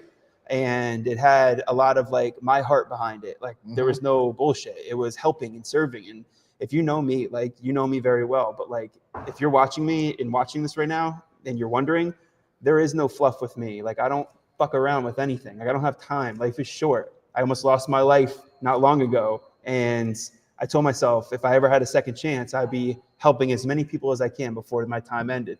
So we got together. The business was built on like the solid foundation. You started taking it off. You told me about Grant, who I also saw coming up online, and you brought him in. You gave him an opportunity. I gave him half my equity, bro, just to bring him in, half of it. He gave him half his equity to come in. But think about how beautiful that is I didn't know Grant, but he called me and he said, Johnny, I just want to let you know, if it's okay, I'd like to like make a decision here about somebody I want to bring on. And I said, what do you mean? And he said, well, there's somebody named Grant that I would really like to get involved into this business. What do you think? You remember what I said? I don't remember exactly. I said, if you sign off on him, I sign off on him. Yep. And I was like, if you believe in him, I believe in him. And I was like, because I know you wouldn't do anything to put our relationship or this business at jeopardy. Yep. You're like 100%, bro. He's the guy. Yep. And what happened? He came in, you gave him an opportunity, and that business just started going. And more love, more serving, more care. It's like, and he's a one of a kind, huh? There's nobody like him. Special. Yeah, there's nobody like him. if you know his story, which by the way, we need to get him speaking one day on stage, like at a high level, because He's got a story. He's got a story. His story is second to none. And there's a reason he is as raw and as rare as they come, because he has been through hell. He knows what it's like to dance with the devil, and that's a special person when you can actually get out of hell. It's a crazy thing. So Our whole circle has been through hell. shit, isn't that the truth? Yeah. People don't know about me. Imagine when Johnny D tells his story. Johnny D will come out when it's time. Yeah. You've got a hell of a story. I do. And, that's what we're here for, man, to inspire others people to build a great business. But like, don't be afraid of stepping out, making an impact. Because this whole business thing, it's like, You got to get uncomfortable. you got to get uncomfortable, man. Like businesses, it becomes easy once you start to step into who God really made you to be. When you pretend and you just want to like do numbers and just do marketing, it's all hard. And honestly, that's why so many people get stagnant and they start like losing interest in their business, is because you're not pushing yourself. They're not growing. It's true. They're not trying to do new things. It's true. It's true. One of y'all want to jump on Yeah, with let's it? get Jacob. Jacob, come over here because Come on, I have brother. to go back over I gotta and fill help some MC. time. Guys, A lot of the thank guys you, that booked are at VIP. thank you, Ev. You want to jump in here too? Come show. Tim's live streaming, bro. This whole community loves you like a brother. So, all right, guys, much love. I'm gonna bring my other family in here, Evan and Jacob. I'm gonna let you take it off. Take from here, Timmy. Thank you, bro. Thank you, brother. I see you, man. Yep. Love you. Yep. Love you too, bro. All right, what's happening? That's sucking Hey, it live. how we What's doing? up, brother?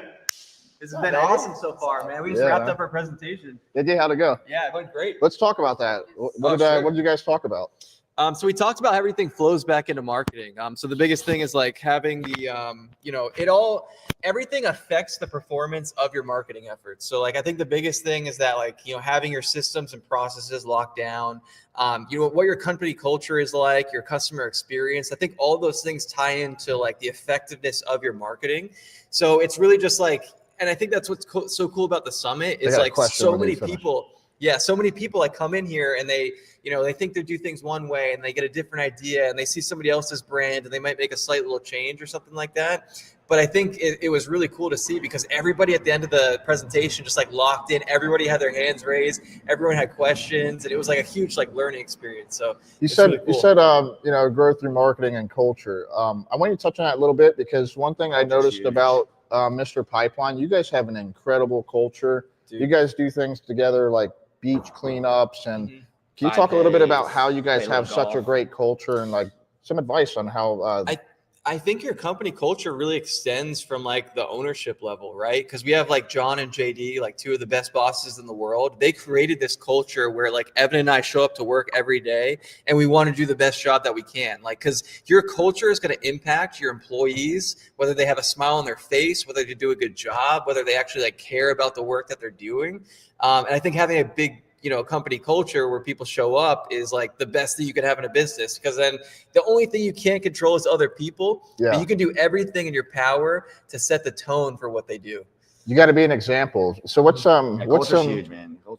That's everything for your business. Those What's are the some guys ways guys that, you send off. what's some ways that Johnny and John led Mhm. that created this great culture? Can you give some examples? So he would walk into the office in the morning and then he would do like a motivational speech. He would talk about things that we did good at, things that we need to like improve on, and not in a way to like, put anybody's mood down. Like, you almost have to, call things out to get better. Cause sometimes you don't know if you're making a mistake. Yeah. You think you're Personal doing a and job. business relationship.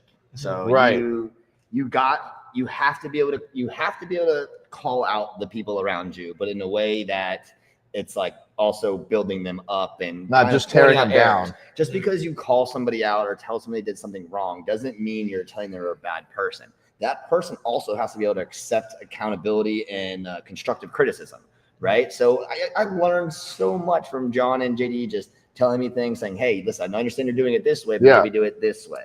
Or personal stuff, like your crew is literally the team. Now, again, a lot of guys do subs. They send sub crews. Yep. And it is what it is, and they hope for the best. Yeah. But if you have a personal crew of 2 or 3 or 4 guys or gals, and these are the ones that are representing your business, treat them like family, and that'll go so much farther than you even realize. Because like I mentioned in our speech that we just had, and I speak for a lot of our employees as well, is Jacob and I are willing to do above and beyond for John and JD. They Yeah. have given us so many opportunities. We have learned from them. They have helped us build. They're helping you grow. And that's what people, Yeah, that's absolutely. what people want. Now, unfortunately, in your guys' world, people want to grow and go and start their own business. Sometimes. But at the end of the day, if you can't accept that you help somebody grow to where now they're going to step away and potentially do better for their family, you also have to accept that and say, heck yeah, in other words, and then find somebody new. Your job is to, think about it. If we don't pass on what we know to other people and other people don't start doing They're things not on gonna their trust own, anybody. well, the world just doesn't go anywhere. Like, Yeah. we have kids, we teach them things, and one day, we're old, we're out of the game. Yeah. Who's in the game? It's going to be the people you're gotta teaching. teach. So you got to teach. Like, that's a human responsibility. And guess what? You could build up something bigger together. Like maybe there's jobs that they can't handle now that they're in business, and they pass it along to you because you're the one that taught them the way, right? Yep. So keeping that relationship positive, I think, is huge also. But that's the thing is like, people take business like so serious and has to be like so cutthroat. But I feel like when it ties into the culture, man, having fun, like, cracking jokes on the job or like, just enjoying Company your time. outings. You spend so much time at work. Why Talk not about some of the enjoy it? outings. Let's talk about the beach So cleanups. and stuff. we've done things as far as, so we're based out of South Florida, obviously. So water on East Coast, West Coast. We got South, beaches. Yeah. Yeah. So we did a Exactly. beach cleanup, and that just brings our team together so we can do things together. Sure, yes, we're doing great things for the environment and giving back to the community. We're bringing our team together. We're able to bond during a situation that, I might learn that Jacob doesn't like the beach during that time, right? And Yeah. we're learning like about it? each other. I love the beach. Yeah. You gotta love it. So we're learning about each other. We do things. So we do like the Top Golf, and we have Drive Shack back home. So We also Top did the Golf, Feed the Drive Homeless, Shack. too. We did a Feed the Homeless Okay. thing. How did the that Burrito go? Project. Really Great. good. The burrito project was amazing, honestly. Like it was like eye-opening too, because it makes you so much more grateful for the life that you have. Like we get caught up in these things where we like complain about like different things and like, oh, this, all that. But it's like, dude, life can be so much worse. And it just puts things into perspective, right? Now I get to come in with a smile on my face because I know somebody has it so much worse than me.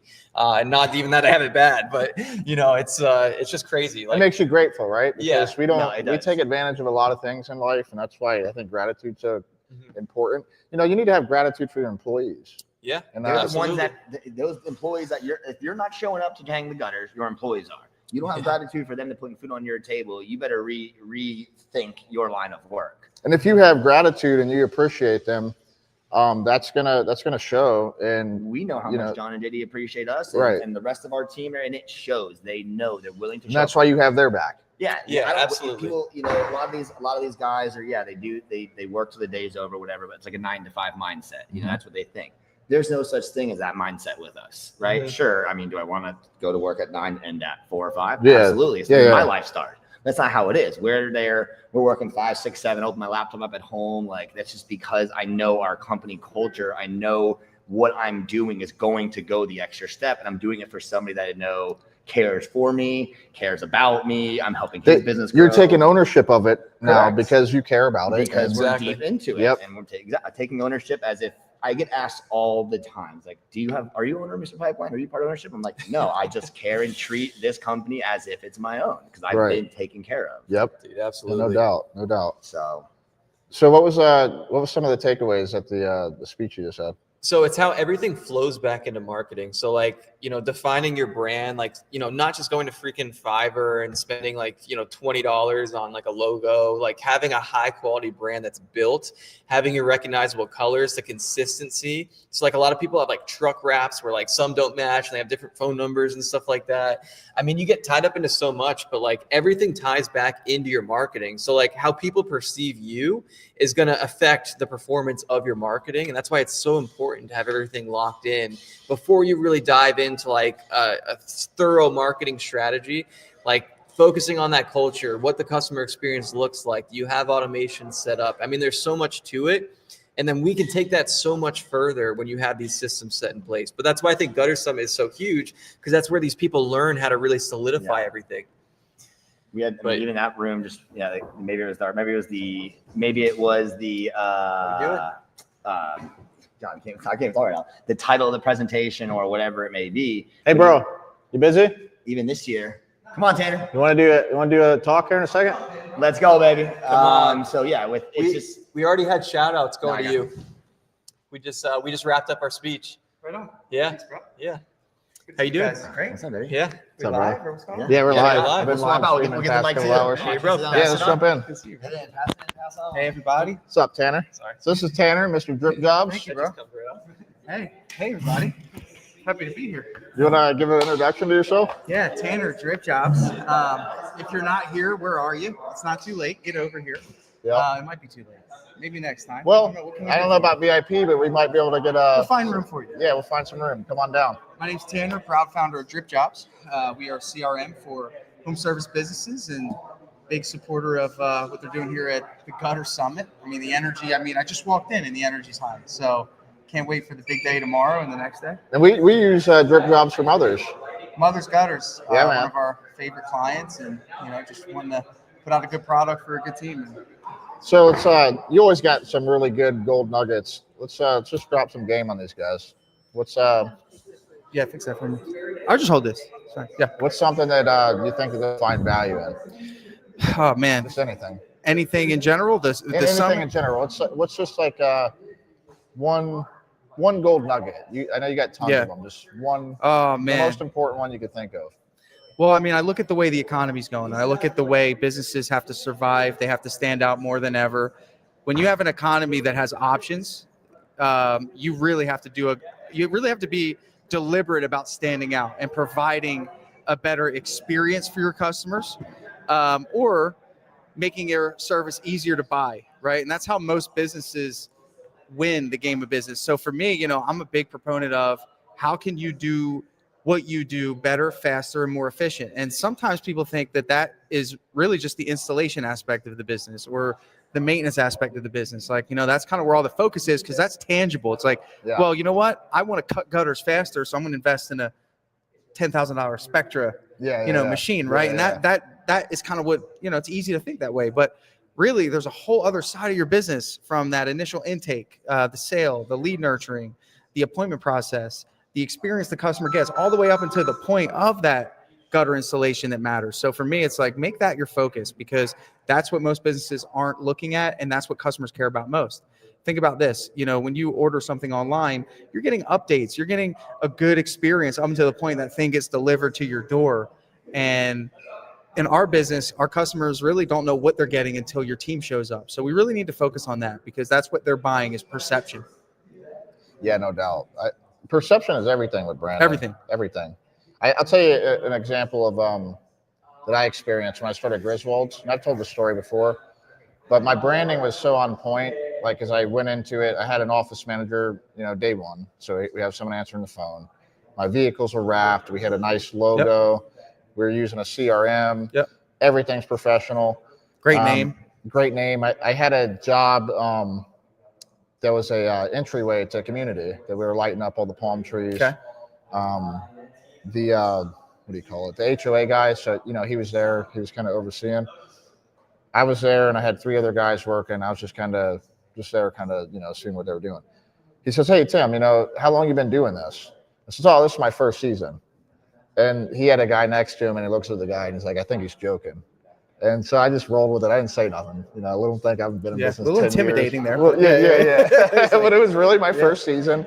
But the branding perception made it look like I was in business forever. Right. And so, if you've got some chicken scratch on a piece of paper and you're handing it, that was so 10, 20 years ago, you need to get plugged in a CRM.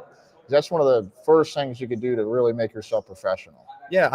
Even one of my favorite business principles is when you're big, you want to act small, right? Yeah. And that's how you succeed. If you're a really big business and you make people feel important, even at scale, you're going to stand out. But when you're really small, you want to act big. You want to act big. And it's really hard to do that. And all you said was hey, I spent money on my branding, spent money on a logo, I wrapped the truck, came up with a cool name.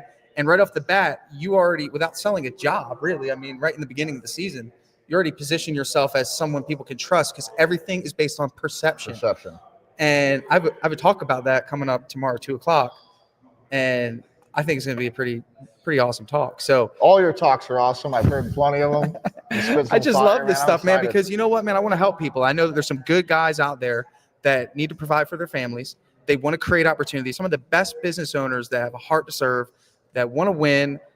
And we just need to help them pull a couple levers and connect them with the right people, the right coaching, the right process, and they're going to win, man. Yeah, man. You know, so that's What do you- we're sharing secrets here. What are you most excited about the summit this year?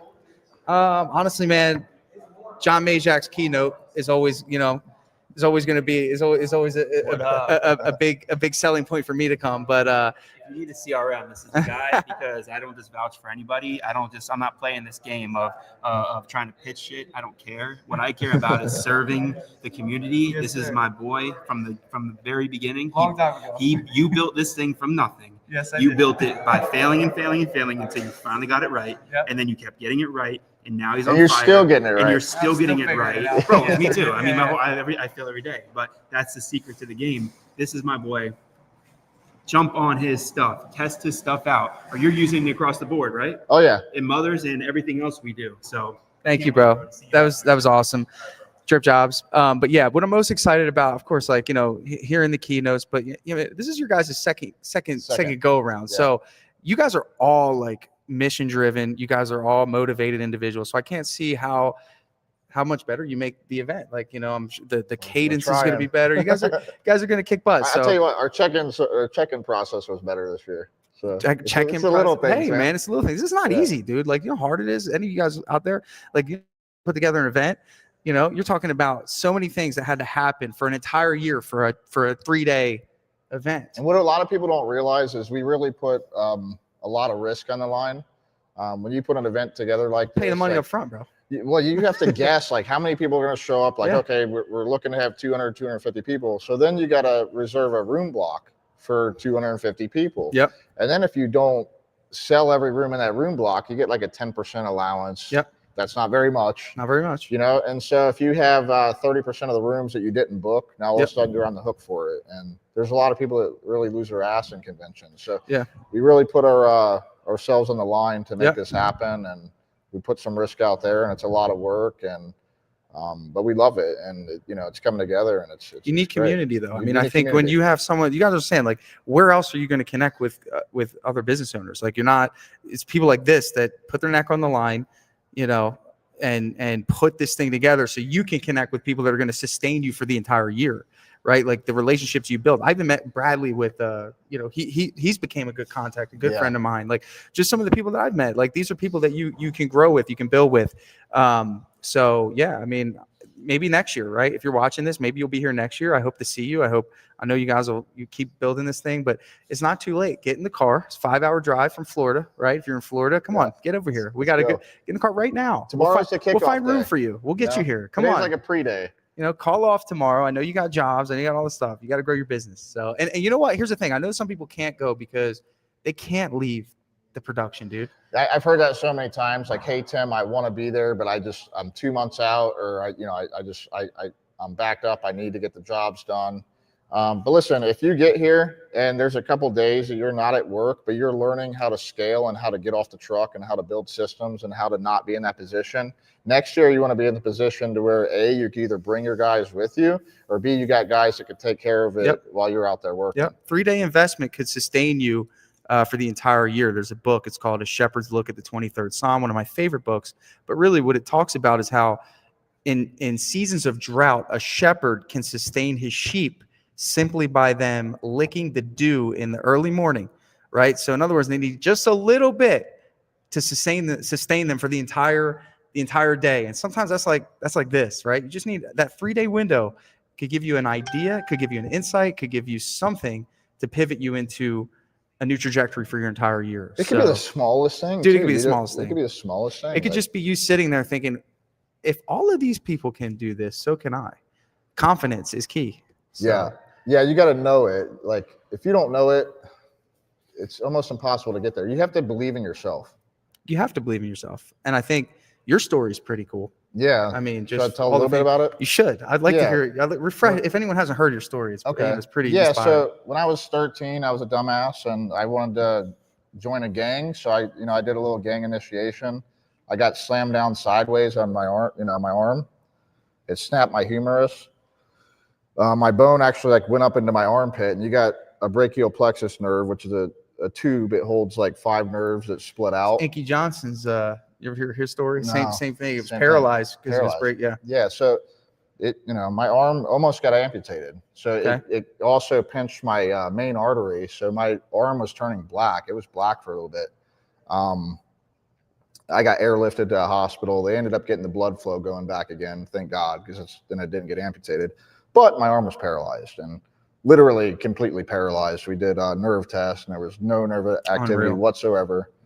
None. They had a surgery set for me, and I really didn't want it. I was 13. So my logical reason at the time was I just don't want a scar, and I also didn't really conceive that I wasn't going to use my arm again. Like, I was a baseball player, and it was just like, when am I healing again? Right. It was a little bit of being naive, but it was powerful, right? Because I didn't think, like, I didn't believe the doctors telling me that I wasn't going to use my arm again. And the reason why, I could tell you why, it was faith. When I was in the hospital, I was set to get a surgery the next day. And I asked the doctor, how could I not get this surgery? And like I said, I just didn't want the scar. And the doctor was like, well, you have to have nerve activity. And we just did a test yesterday, and you have no nerve activity whatsoever. And so I'm like, all right. They leave. I have the surgery set for 6 a.m. the following morning. That night, I open up the Bible. There's a Bible in the hospital. I open it up. I don't know the exact verse, but it was basically saying, if you ask in faith, believing, that you'll receive. And so I asked God, I'm like, I just want to I need nerve activity. I just didn't want that surgery. I was scared of the surgery. And next morning, this after just having a test with no nerve activity whatsoever, I had the smallest twitch. I mean, you can hardly see it. It was a twitch. I'm like, I got nerve activity. I don't want that surgery. And the crazy thing is it was risky for me not to have that surgery, because they're telling me I have a 6-month window to get this surgery. If I don't get this surgery within 6 months, You're risking. I'm risking never using my arm again. I declined. I don't want the surgery. That's crazy. And so I declined the surgery, and I told them I am going to use my arm again. And, there was a lot of discouraging moments, but my arm got stuck. You start atrophying. You're not using your muscles, so the muscles start shrinking. So I had like a stick arm. My hands were clenched. My arm got stuck in the L position. They're telling me I'll never even straighten my arm again. Yeah. So I'm doing physical therapy twice a week with somebody, and that's not enough. So I'm doing it every day on my own. I'm just copying what she's doing. I'm doing stretches. Like, if you stretch twice a week, you're not gonna, it's like if you're trying to learn how to do a split, you're not gonna learn it by stretching 2 times a week. You got to do this every day. And so I just copied what she taught me, the physical therapist, and I did it every day, 5-6 times a day. And the way that I got my arm straight was I would like lay on my back, and those weights that you put on your legs. Mm-hmm. I'd wrap those around my wrist and have my arm flat on the ground, and it would just weigh it down. It took like 7, 8, 9 months. I don't know. Eventually I got it straight, and it was the same story with my hands. My hands were clenched. I had to get them straight again.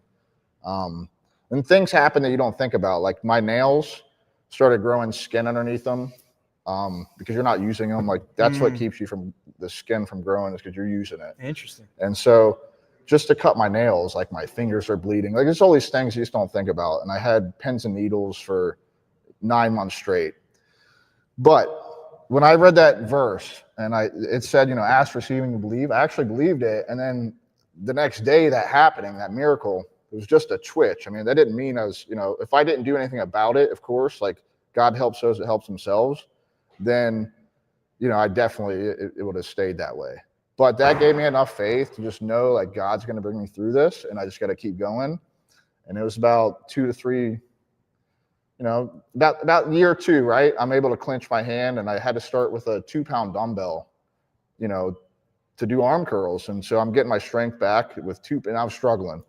And I just started going to the gym every day. And eventually I caught up to this side. And then maybe about 4 years later, I'm bench pressing 375. Dang. I weighed 175 pounds at the time. I was just determined. I had like a point to prove. I can't bench that now. Yeah. But it was just, wow. Yeah, it was incredible. But I had the faith. And the thing is, you got to believe in yourself. I love that. And when you got something set, like, there's going to be setbacks. I had a lot of discouraging moments, and Sure. we have that in business. Like, something, you might have a vehicle, the transmission blows up, and you don't really have the money for it at the time. When I started my business, at first, I had a transmission blow up 8 times in 3 months. You know how discouraging that was, bro? So 8 discouraging. times in 3 months. That's like And, not an easy thing to fix either. No, Yeah. and I'm stuck bringing it back to the same guy that screwed it up the first time because I don't have the money to go pay for someone else to do it. But like that And story, I want to hit on that because, starts with faith, belief, execution, consistency, iterating, failure, success. Like that's, and doesn't that model out in your business too? Like, dude, what God gave to you through that experience? Oh, I don't regret it. You're reusing that same reference point over and over and over. That's why you're so driven and successful, man, because you understand if I just stick with this, something's going to happen. Did you ever see that image, 3 Feet from Gold? Yes, where the I guy read that book. That's a great book. Yeah. And tell that story real quick. Well, 3 Feet from Gold. I'll try to reference some of the points. So there was a guy who, like a junkyard, or there was like, I think there was like this mine that they purchased, right? Yeah. And they were told that somewhere within that area there was a ton of gold. And for years they were looking for it and drilling and digging and mining and drilling and digging, drilling and mining, and like nothing. And then eventually they gave up and they said, you know what, I'm done with this. I'm selling it. They sell it, and whoever bought it took over, and it was only 3 feet away from the gold mine. They would have just waited one more day. If they just would have done it one more day. So it's like, what did you give up on already, right? Like, what did you say, I'm not doing this anymore? Is that, pursuing marketing? Is that setting up a CRM? Is that, investing in coaching? Or like, business is exhausting. I own a painting business. So it's not like I'm just like here, like I understand how this works. You get the grind. I get the grind. I have 4 crews out right now working. And I've systemized it to be able to be here and have fun. Like, and that is the blessing of business, is to not only be able to grow and provide jobs and opportunities, but to enjoy the fruits of your labor and have your business work for you. So that comes from determination, faith, execution, and that story, man. That's who's leading Gutter Summit. So you can only imagine you're going to get a piece of that. So if you're not a part of it, I want to encourage as many people as possible to join the summit, but Gutter growth is the go-to, and you need a coach. I always tell people this: you need 3 things to be successful in business. Now, only franchises used to get access to this 10 or 15 years ago, right? They would get the coaching, they would get the software, and they would get the marketing, right? That would be what, $100,000 investment. That's why people would jump into them. They would jump into them because pretty much a franchise. What is a franchise? You're getting SOPs, you're getting a software, you're getting proven marketing strategies, usually in-house, which isn't very good, and you're getting coaching. So you need a coach, you need a software, and you need marketing pipeline, right? And you are at the same exact starting point as someone who buys into a franchise, because when you get a coach, they're going to give you the SOPs, and you can use your brand and keep your intellectual property, and you keep all the profit. How about that? So we have the Gutter Vault. It's it lives inside school. That's a platform Alex 𝐖𝐄'𝐑𝐄 designed. Yep. And we call it the Gutter Vault, and in there lives, company handbooks, different SOPs for every component of the business, whether that's admin or installation or, helpers or whatnot. We're trying to cover it all, and we're still adding to it, org charts, just resources. But we have all these things built out, and honestly, it's better than what, some of these franchises have. Of course, because it's real life data. These guys are doing it. Yeah, we've done it. We're doing it. Our coaches are doing it. The curriculum is live. Yeah, we got 6 or 7 coaches in the awesome. program. They all are running gutter companies, so we're all specific to the industry, and we've been doing it a long time, and we've failed a lot. And through those failures, we've figured out what works, what doesn't work. So you get all that, and it's a lot cheaper than a franchise, and you're not married to it forever. If you want to give a royalty. We got a 6-month commitment in the program, but if you get out of it, 6 months later, you probably learned enough to, at least you're not paying someone forever, right? Right. And so we can kind of speed that up. We've gotten guys that came in that were doing $25,000 a month, and within 4 months in the program, they're doing $90,000.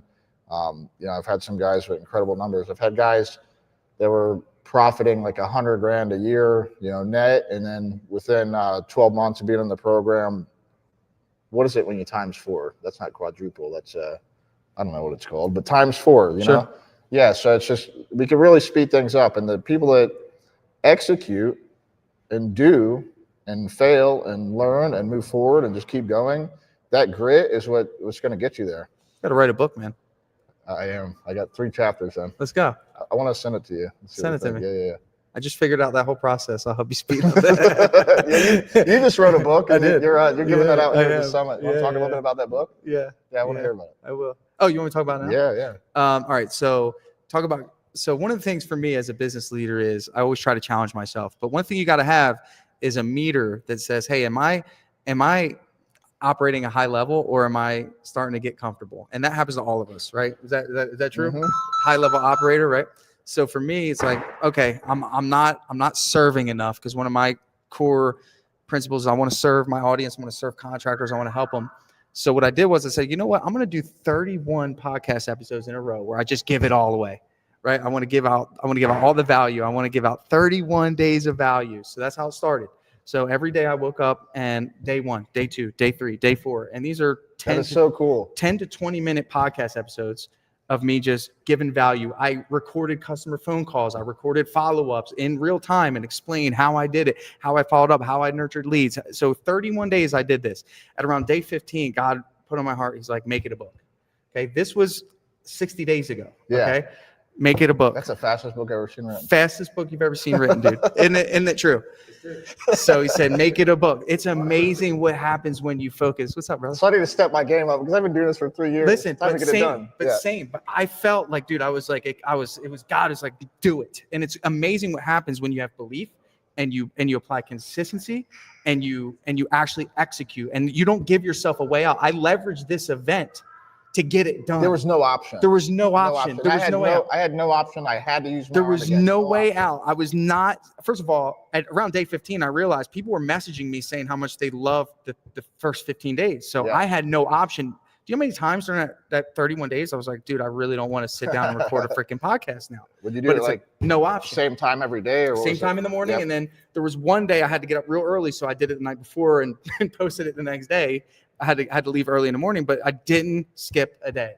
So with that said, I was like, man, I got to write the book. So the book was born from those 31 days. So I took those 31 days, all the principles, and I made them 31 chapters.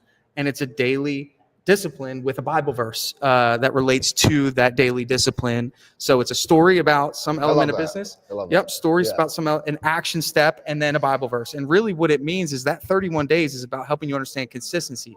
It's like if you just do a little bit each and every day, chip, not being married to the outcome. Because guess what? I use those disciplines to leverage the next thing. And then what did I do? So I did my 31-day podcast, completed that, then worked on the book, completed that. Now I'm in the middle of a 100-mile month where I'm running 100 miles this month. Wow. I'm at 75 right now, taking a little break. I'm in Atlanta. And then when I go back, I got 25 more before the month ends. And then I'm always moving the goalpost. And I think that's really important as a business owner. You always want to move that goalpost. What's next? But I'm riding the same momentum that I had when I started that podcast series. Yep. And it turned into the book, and now it turned into my 100 miles, and I'm constantly challenging myself. So you got to love the process. I love the process. And now I learned how to publish a book. Right. Same thing. 3 years. I learned how to publish a book. I learned how to get it on Amazon. I'm doing the audio book. So I'm on, I'm 75% of the way done the audio right book. now you're reading it. I'm reading it. Yep. So how's that going? Hard. It's hard, right? Hard, but I love it. I love it. I'm in it. I'm open it up, start, rattling it off. I'm learning, how to do that. Are you doing like one chapter a day? One chapter a day. One chapter a day. But my you'll books- have it done in a month. I haven't done a month. I'm sorry taking a about little that. break because I'm here, but the audio book will be out. Now I'll have the reference points. So when my good friend Tim is like, hey man, can you help me with this? I can be of value to him. And listen, once you get that audio book, you should not only buy the book, you should buy the audio book, because if you read the audio book and listen, if you read the physical book and listen to the audio book at the same time, you're activating 2 parts of the brain. Absolutely. And so you will learn more. You'll learn more. You will learn more. So Yeah. I would buy both. Yeah, man. Where'd you put the MacBook? Did you take it? Is it right there? We got the copy's in there. So I'll show the copy of it. But yeah, man, for me, man, just getting something done. Yeah. And it's amazing what happens when you have a laser focus. Here's the book right here. Check it out. 31 Days of Value. How could they buy that? Is that on Amazon? It's on Amazon. Oh man, You you get even it got it on Amazon already. It's on Amazon. Dude, How do you do it that quick? Well, they make it really easy. Do they? Okay. Yeah. You just upload the manuscript and you upload the cover. I made the cover on Canva. And that's another thing. Here's another thing. Good tip here. Don't worry about being perfect. Yeah. There might be a couple typos in this. I didn't have time to find an editor. I freaking went all in and said, you know what? I got to get this book printed and shipped. It got here yesterday. Yeah. It got here yesterday. That's the dude. thing. We sent 250 books here. Sometimes we're just too big of a perfectionist, and it keeps us from getting things done. Get it out. Dude, this was made on freaking Canva. This cover, 31 Days of Value. I spent a whole day figuring out it's the mindset, systems, and strategy for home service leaders to build kingdom businesses that multiply impact and create lasting legacy. Boom. Hey, Zach. It's out. Is he over there? Oh. Yeah, I got him. I'm putting him on next. So awesome, yeah, man. Well, thank you again, brother. I like the turnover chain, man. Oh, you like this, I man? love this, man. This is You awesome. never made this? This is dope. But the guy who does the patterns where you could miter patterns, he's made these plastic miter patterns Nice. for like years. We're all just making our own patterns. We're like taking a sole and a piece of gutter and we're having to cut it, and then it's trash. So he made templates for him? He made templates. He made them out of plastic like this. He had some issues with the first plastic that he used, but he's improved it, and so now he's got a really solid product. But he made this for us, That's man. I super think cool, it's pretty man. cool. Yeah, this is super cool. Yeah. I love that. You ready, Zach? I appreciate you coming Thank on you, here, bro. brother. Appreciate everything, man. Thanks, man. Thank you, guys. Take care. We'll see you next year, maybe, or this year. If you come here from this live, come and see me. I have something for you. See you, brother. What's going on, man? I got we're here at the summit live. I got Zach White with us. I met Zach in Texas. We did a Texas gutter live that Grant and me put together. What was that, about 6 months ago or so, or something? Arlington over there. Yeah, man. So excited. How was VIP? You just got back. Oh, it was awesome. I won like $20,000 worth of lead card. You won $20,000 worth of leads Yeah, card. a whole pallet, bro. Whole pallet. Hell yeah. Yeah.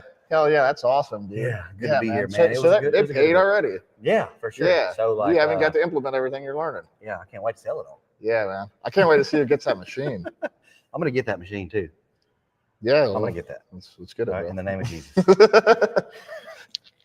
Yeah, man. So what's up, man? So what was the event like? So tell us a little bit of back scenes. I didn't get to go because I was as soon here. as we got off the bus, the main vendors were some of the bigger vendors, Spartan and Spectral, right there with all the chop and drop trailers, the Spartan machine, all the really cool stuff. And then right to your left was the food. So boom, we ate. Yeah. And then went and got our place of food, went and ate. They had the bingo cards. So me and Courtney went around, did all the bingo stuff, got everything stamped. And then we went on a tour of the factory. So What did you think about that? Because is that the first time you've seen something like that? bro, yes. So I've always wondered, like, how do they do it? Yeah. I heard stories, but like to see all the coil, to see all the machines and all the elbows and the paint deal. Paint's bad cool, as a right? bone. Yeah, Bad it as a goes bone. all above the roof. Yeah, super cool. Definitely enjoyed that. It blew my mind. Yeah. It blew my mind.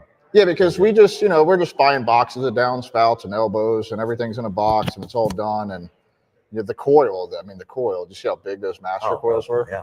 So I've seen those going down the road in 18-wheelers. You didn't know that what it was. Had You no you idea. didn't know that was I was your like, what are they future doing gutter with that? coil. I didn't know.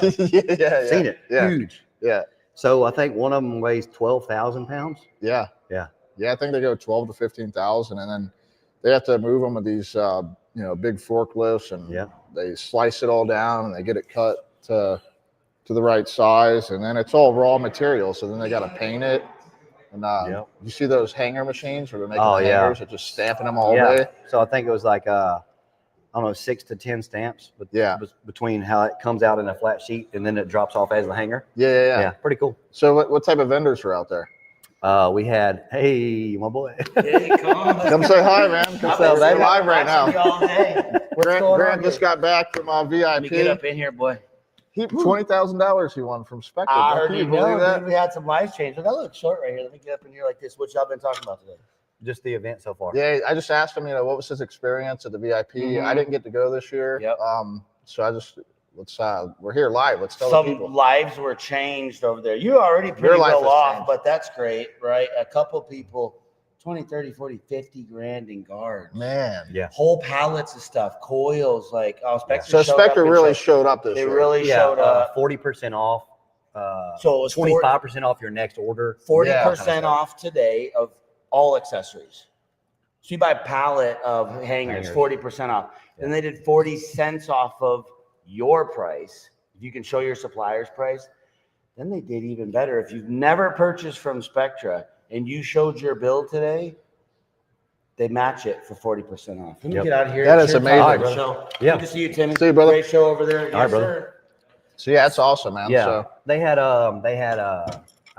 let's see who we had over there. They had Malco. They had Malco over there. All right. They had the Leaf Guard company. What's their name? One Gutter Guard? No, the other one with the screen, the mesh screen. You know what I'm talking about? It's the fine mesh screen. I can't remember the name. Micro? Of it. Was it Micro? I can't remember. They had this pretty cool little deal there that had this flex pipe. Like a little gutter downspout. Is that the ground spout? Ground spout. Yeah. They were cool. That's a good add-on, you know. They were cool. They had a bunch of cool stuff. They're pretty there. solid. You can step on those things. Yeah, it's not like the ones at Home Depot. And they had a really cool elbow machine there, offset elbow machine. Yep. And they're real compact, real light. I think one is 6,000, one's 12,000. Yep. Big one, little one. One of them you do by hand. Okay. So like it'll fit right on the trailer. Yep. You know, matter of fact, where it could go good at, it would go good on the middle of your machine. Yeah. You could just make it to where you could bolt it on, bolt it off. Yeah. If you want to service your machine. Yep. That elbow machine will go right on the side. Yep. And if you miss an elbow or need an offset, like a 1 or 2, just ching, ching, ching, and you're done. Yeah, that's what they're best for, in my opinion. You get some type of off elbow, you know. Yeah. You can make it look nice. Like you got maybe a band that you're having to go around. Yeah. You know, you build something nice for it. So did you do any solder training or? I saw all the solder stuff. Saw the solder I went over there and stuff? saw that. I seen Tom Anthony over there schooling them boys. Yep. Another young gentleman was over there. Corey, he used to work for me. Was it Corey? Yeah, now he's got his own. He's got his coastal copper gutters. So Okay.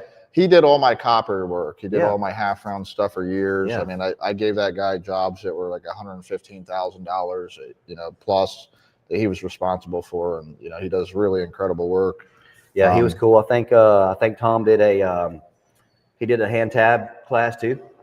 Yep. So that was real cool. He was. Oh, we did do a hand tab class? Yeah, he did it. Oh, nice, Yeah, nice. on copper too. Yeah. So copper's Yeah, harder to cut too, and he's beast. Yeah. Yeah, It's good soft. dude. It's Yeah. it's a little bit different to play with it. Yeah, it was fun, man. You don't want to cut yourself with copper either. It's got this like acid in it. Yeah. If you cut yourself with it, it burns a little bit. Well, I understood why he had them thick gloves on. Yeah. I mean, if you're playing with copper the whole day and you don't have the gloves on, your hands will start burning too. Yeah. So I mean, it's good to have gloves on. It was a good event. My biggest takeaway for me personally is probably meeting with these guys and hearing their story and hearing where they're at with their current sales, their current company, who they're currently using, how they're doing things, how their trailers are set up. So you're already learning stuff through conversations, just talking to people. Oh yeah, learning from them, and then be able to give back what I've learned from y'all, and just doing my own thing. Yep. It's really nice to be at a certain level to where you can still, well, this is forever, but still receive. Yeah. But to be able to give that back too. Yeah. Like, hey, how are you executing XYZ? You know what a lot of people don't realize is the best way to receive, and you shouldn't do it to receive, but the best way to receive is by giving. Exactly. And the more that you give, the more that you're just going to receive in life. Yep. The more that you give to your business, the more that you're going to get out of it. The more Yeah. you give to your family, the more you give to your kids, your wife, your spouse, the more you get out of things. And yeah. So you know, with being that. a giver is good, and it's just the way it should be. Well, Spectre showed up and showed out. And they while it gave. was given. They They Yeah. gave, and that's the cool thing about these events. Grant was down there hustling the entire time. I mean, he outworked anybody down there, right? So you want to jump on in a minute? What's up, dog? Are y'all on? Yeah, we're live. We on live. Yeah. Come so on in. We sat next to each other on the bus ride back. He's one of the ones we got to pick each other's brain. What's up, Bradley? What's going on, man? How was your experience at VIP? Good, man. We had a good time out there. We went last year, and we went this year again, and it still learned. Did we do a little better this year? Definitely. Yeah, I told Grant yeah. that. Just kind of as a joke, I said, when I seen the shirts that they Yeah. get out this year, I was like, yeah, they did. Yeah, Sold yeah. more tickets this year. We tried to kick things up this year and improve, and it's hard to do. It's like, man, how can I improve? But you just gotta make the little things matter. Mm-hmm. It is like you set the bar, and then you have to keep. You gotta keep, yeah. Just like in business, Yeah. like in business. So. And I think the way to achieve that consistently moving forward is to continue and build these relationships. Yeah. Because what can the next gentleman or lady add to this thing? You know Yeah. what I mean, you never know. It might be the guy in the corner that hadn't said a word. He Yep. might come out with the next genius idea. Yeah. You never know. You don't know. And he came here and met everybody. Next thing you know, you get a phone call. Hey, I got an idea. All right, cool. Let me hear you out. Bradley, you were here last year, man. Oh. What was your experience like last year? This was my first kind of like, event, right? But it was good, man. I definitely was ready for the next one, right? Yeah. As soon as we left, it took a little bit of time to, process all that information. But I was like, yeah, we got to do this again. I can't wait for the next one. What are you most excited about this year? Just the speakers. The man. speakers? I'll really get a lot out of the speakers. We got right? some fire lineups. Like I'm really excited tomorrow Yeah, to get that can't wait. kicked off. Yeah, there's a few like Tanner. I always like listening to. He's Tanner talk. good. I like I just Tanner. had him on here a few minutes Some ago. of the guys that got off the bus just now ran straight to the room. Yeah. Straight to the room. They want it. Yeah. So yeah. Yeah. To go to some of the pre-shows. you Yeah, mean. whoever's speaking now. Yeah, There's yeah, somebody yeah. there speaking right now. I think Stone Shoe. Oh yeah. Yeah. Cool. Yeah, it was a good event. Oh, there man. he is. He must have got done. Come on, bro. We're live. You want to hop on? Yeah, we're live. Oh yeah, Let's go, man. What's up, dude? Zach, Elevation Gutters. Good to meet you, Stone. You want my chair? You want to get my chair? That's up to you, brother. Here, you sit on my You wanna lap. sit up? I want to sit on your lap. Yeah. How'd the that's what I'm speech talking go? about. How'd it go, man? I haven't spoken yet. Oh, that's next. Oh, man, I gotta catch mic that. me up. Oh, sweet, man. Yeah, I just want to Sweet. say what's up though. Yeah, I'm excited. Good to meet you. Good to meet you too. How was VIP? It was great. Good. It was great. Yeah. I went back and took a nap and then got charged up. Good deal, Awesome. man. Love it. See you guys soon. All right, See you, brother. Good brother. to meet you. Yeah, man. What else you want to talk about? Oh, let's talk about that incredible business you're building, man. You've really been scaling. Yeah, And man. then you Yeah. came a long way just from when I met you at in Texas. Arlington. Yeah. So when we met, I was on the fence about joining Gutter Growth. Yep. Had already talked with you guys and heard everything. Did my own due diligence and research and what y'all were about. I was looking for men and women that were authentic. Yeah. I had some guys reach out to me prior to that when I first started, when I had a lot of questions. Yep. That tried to get me to give them 20% of my trailer and Yeah. $40,000 cash, and all this stuff. I right? get it. I get it. I was like, whoa, that ain't right. Like, help me out here, Lord. You know what I mean? Yeah, for real. So I met you guys, started watching y'all, and then we met. And that's when I signed on at that event at the meetup in Arlington. Yeah. Because Grant was doing his Grant thing. Yep. He was out there mingling, talking, Yeah. doing his deal. Me and you sat together almost the whole time. And I was able to meet you and talk with you and judge you on your authenticity, right? Yep. So whenever we Grant said it's similar where we're speaking. Hang on. Or where people were speaking. Probably either the Mitchell or here, one of the two. Mitchell's right around the corner to the right, and then could be here. Yeah, I'm gonna put it up in a minute. Yeah, man. So chose to join on that. At the time we were doing 18, 22, 23, maybe a $25,000 a week was like Yeah. amazing. You got a new record. 2 to 3 months later, we did consecutively $30,000 weeks. Yep. So you're like, all right, let's jump into 40. Yep. So I think that after that, we did a $36,000 a week. That was Yep. the big I shout remember out. that, man. Y'all did the thing. Yeah. And then since then, we've been doing consecutively 35, 36, 37, $38,000 weeks. You doubled your business in like 6 months almost. Pretty close to it. Almost double. Almost. Pretty cool. Like 40%. Yeah. Yeah. Yeah. So my average ticket price, probably be 80%. 80%. 80%. 80%. So I think the biggest thing for me was getting some systems and processes in place for my guys on site. Yeah. Like, are you walking around the house 15 times or 5 times? Yeah. When you Are leave you the picking trailer, up stuff while Yeah. you're, you know, Are you walking carrying- back around for it? when you go to the house, are you carrying a ladder and a box of elbows, or are you going back and forth? So we got that under control. All right. And they don't Efficiency. realize that they're working harder. Like if you know, you're working harder if you're walking around the house 30 times. Yeah. I mean, you're working Yeah. harder. It's Yeah. definitely 100%.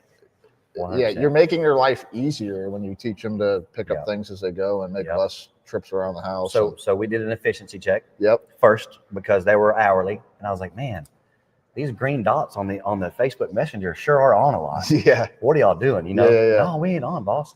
All right, cool. I got an idea. Yeah. So first we do an efficiency check, then we do some sales check. Mhm. All right. So how am I out selling? Am I out maximizing my sales? Yeah. Or am I just out there doing what the next guy's doing and saying, hey, we'll give you 5-inch gutter for this price? Or am I saying, hey, here's 5, here's 6, here's what 7 looks like, and here's what a round downspout looks like. Here's what this screen Now looks you're like. educating the customer, giving them Educating the customer. options. and- So now I went from selling gutter from $6, $7 a foot to $9, $10, $11 a foot. So now my guys are like, man, these tickets look big, boss. Yeah, I'm doing my part. You go do yours. Yeah. And then I switched my 3 guys to 4, 5% to 9%. Yep. So them 3 guys are now making 20% of the trailer, and Yep. they're blowing through jobs, and the quality's still great. Yep. Because they know if they go Are they back, making more money? we can make way more money. Yeah. So you're providing Change a their better life. opportunity for these guys. You're Yeah. changing their life, Mhm. all because you're leading them the right way. I'll tell you this. My lead installer the other day came to me and he's like, hey, I know where a rent house is we can buy, we can partner on it, and we can make money off this rent house. Yep. Before, when he first started with me, he couldn't even show up on time. Now he's talking about buying rent houses because he's got the mentality, he's got the drive, he's got the efficiency So down. this is and actually the money. changing your guys' mentality. Oh yeah. And it all Yeah. boils down. Listen, if you own a company, Yeah. you are the leader, you are the head of your company. You have to set an example. You have to be the way that you want your guys to be. If you're a hypocrite, they're not going to follow you. No, they're not. If you're not authentic, they're not going to follow you. So one thing that helped me big time in my leadership, my boy Josh, my second man down, he came to me one day on a job. I went to shoot the shit with him, just Yeah. to check out how they're doing. He's like, hey, I want to tell you something, boss. I said, what's up? He goes, I appreciate you so much. I said, for what? He goes, you've always done what you told us you were going to do. Yeah. And this was like week That's so important. 3 or man. 4. That is so important. Yeah. Week You 3 have or to be 4, a man of your word. Yeah. That was because in the beginning I was like, hey, if y'all stick with me and let me lead you guys and really just trust in me, I'm going to make sure y'all make money. Now you have like a family, right? Family. Like Gary Vee says, Yeah. you should get the 10 employees as fast as you can and make them all family. Yeah. So that's what we did last weekend. So we went on that fishing trip, and we got an Airbnb. We swam together. We went, had dinner together. I cooked every night. We went fishing, caught a bunch of fish, and those kind of team building, family building moments are great for them because they don't get to see me a whole lot. Yeah. Because I'm always out selling. Yep. That keeps you connected. 100%. And we did. We hee-heed and ha-ha'd and made fun of each other, and they made fun of me, and I like that because Yeah. they feel comfortable. They're not afraid That of me. means you're comfortable Yeah. with you. Yeah. Yeah, Yeah. 100%. So that was probably the turning point when I met you guys, got on, started going to these Zoom meetings, learning about efficiency, systems and processes, percentage. But you know what? You executed on it. Yeah. We could give you all the information in the world. Yeah, we if you did. don't go home and execute it on your business, like it's just not going to happen. So, Yeah. I mean, you should be really proud of what you've done in a short period of time. We are. That's really incredible. We are proud. So just for growth, Yeah. I'll put some numbers out there. First year, didn't have a clue what I was doing. Yep. Started in May. And I think through the power of Facebook and my community being proud that I had a business Yeah. because of my past, which is Mhm. crazy, Mhm. I did $212,000 Yeah. in sales. Yeah. So I made like no money. Yeah. Okay. But I was doing installs. I was doing estimates. You had I all was the doing hats. all my ordering, everything. It's okay to wear all the hats at first. Yeah. Yeah. Ultimately, though, after about a year in, it started to kind of hurt my body, hurt my Mhm. mentality, hurt my relationship. So 212, second year, 565, third year, 730, I think. Yeah. And I checked with my bookkeeper earlier just because somebody was asking me. 903. So we're at 903, and we still got October, November, December. You're So hitting $1 million this year. 100% a million. That's Yep. what you said we were going to Yep. do. Yep. I did. That's what you said. You actually said 1112. I did. Yeah. So if I can keep having, if I can have, I did the math earlier, $31,000 weeks until now and Christmas, we'll hit 1.2. You Let's go, baby. You might hit 1.3, Let's baby. go. Let's go. Let's go. So I'm turned up about it. We're blessed, man. And like Grant said earlier, it ain't me, it ain't you, it ain't Grant, it's God. Yeah. No, it He is backs God. us up It is God. 100%, and he shows us how to be a family, how to be wise in our money, and how to love each other and give and receive love. Should always So, put God first. I my mean, bad. when we do our little business meetings with the 4 of us partners, we always lead with a prayer, to be honest with you. Yeah. And so it's Yeah, I'm all about it. yeah. I'm praying I win that machine later. You know what I mean? Yeah, I'm yeah, naming yeah. and claiming in Jesus' name, baby. Yeah, I can't wait to see who gets that though. That's a pretty dope machine. Yeah. So I'm blessed, man. If anybody's on the fence, get off the fence and let's get on it. Yeah, next year we're gonna have a new venue somewhere, and if you miss this year, you can come next year. Fly on down. We still got time. The kickoff day is tomorrow. This is a pre-day. We had event for the VIP. Right now for non-VIP, we're doing a little pre-show, just a little pretty much like a gift, giving 4 extra shows. I'm actually gonna go ahead and sign off right now. I've been on here for a couple hours. I'm wanting to go see Stone shoot. I'm pretty excited about his speech. He's a young kid. I mean, this kid, I've been watching him for like 3-4 years. Seeing a lot of personal growth in this guy, and he's hitting over $1 million in revenue now. And Great. Definitely want to see what he's all about. He's all dialed into his health, so pretty excited about it. It's probably his first time speaking, but I'm excited to see what he has to say. So I'm going to go ahead and sign off, guys. I will be back on tomorrow for a couple hours, probably about the same time. Come to Gutter Summit. Come to Gutter Summit. What's up, Chris? All right, guys, I'll see you. And I will be back tomorrow with some more lives. I'll also jump on some lives during the kickoff of the show. Give you guys a little sneak peek. See you guys. Let's go, baby. Let's go.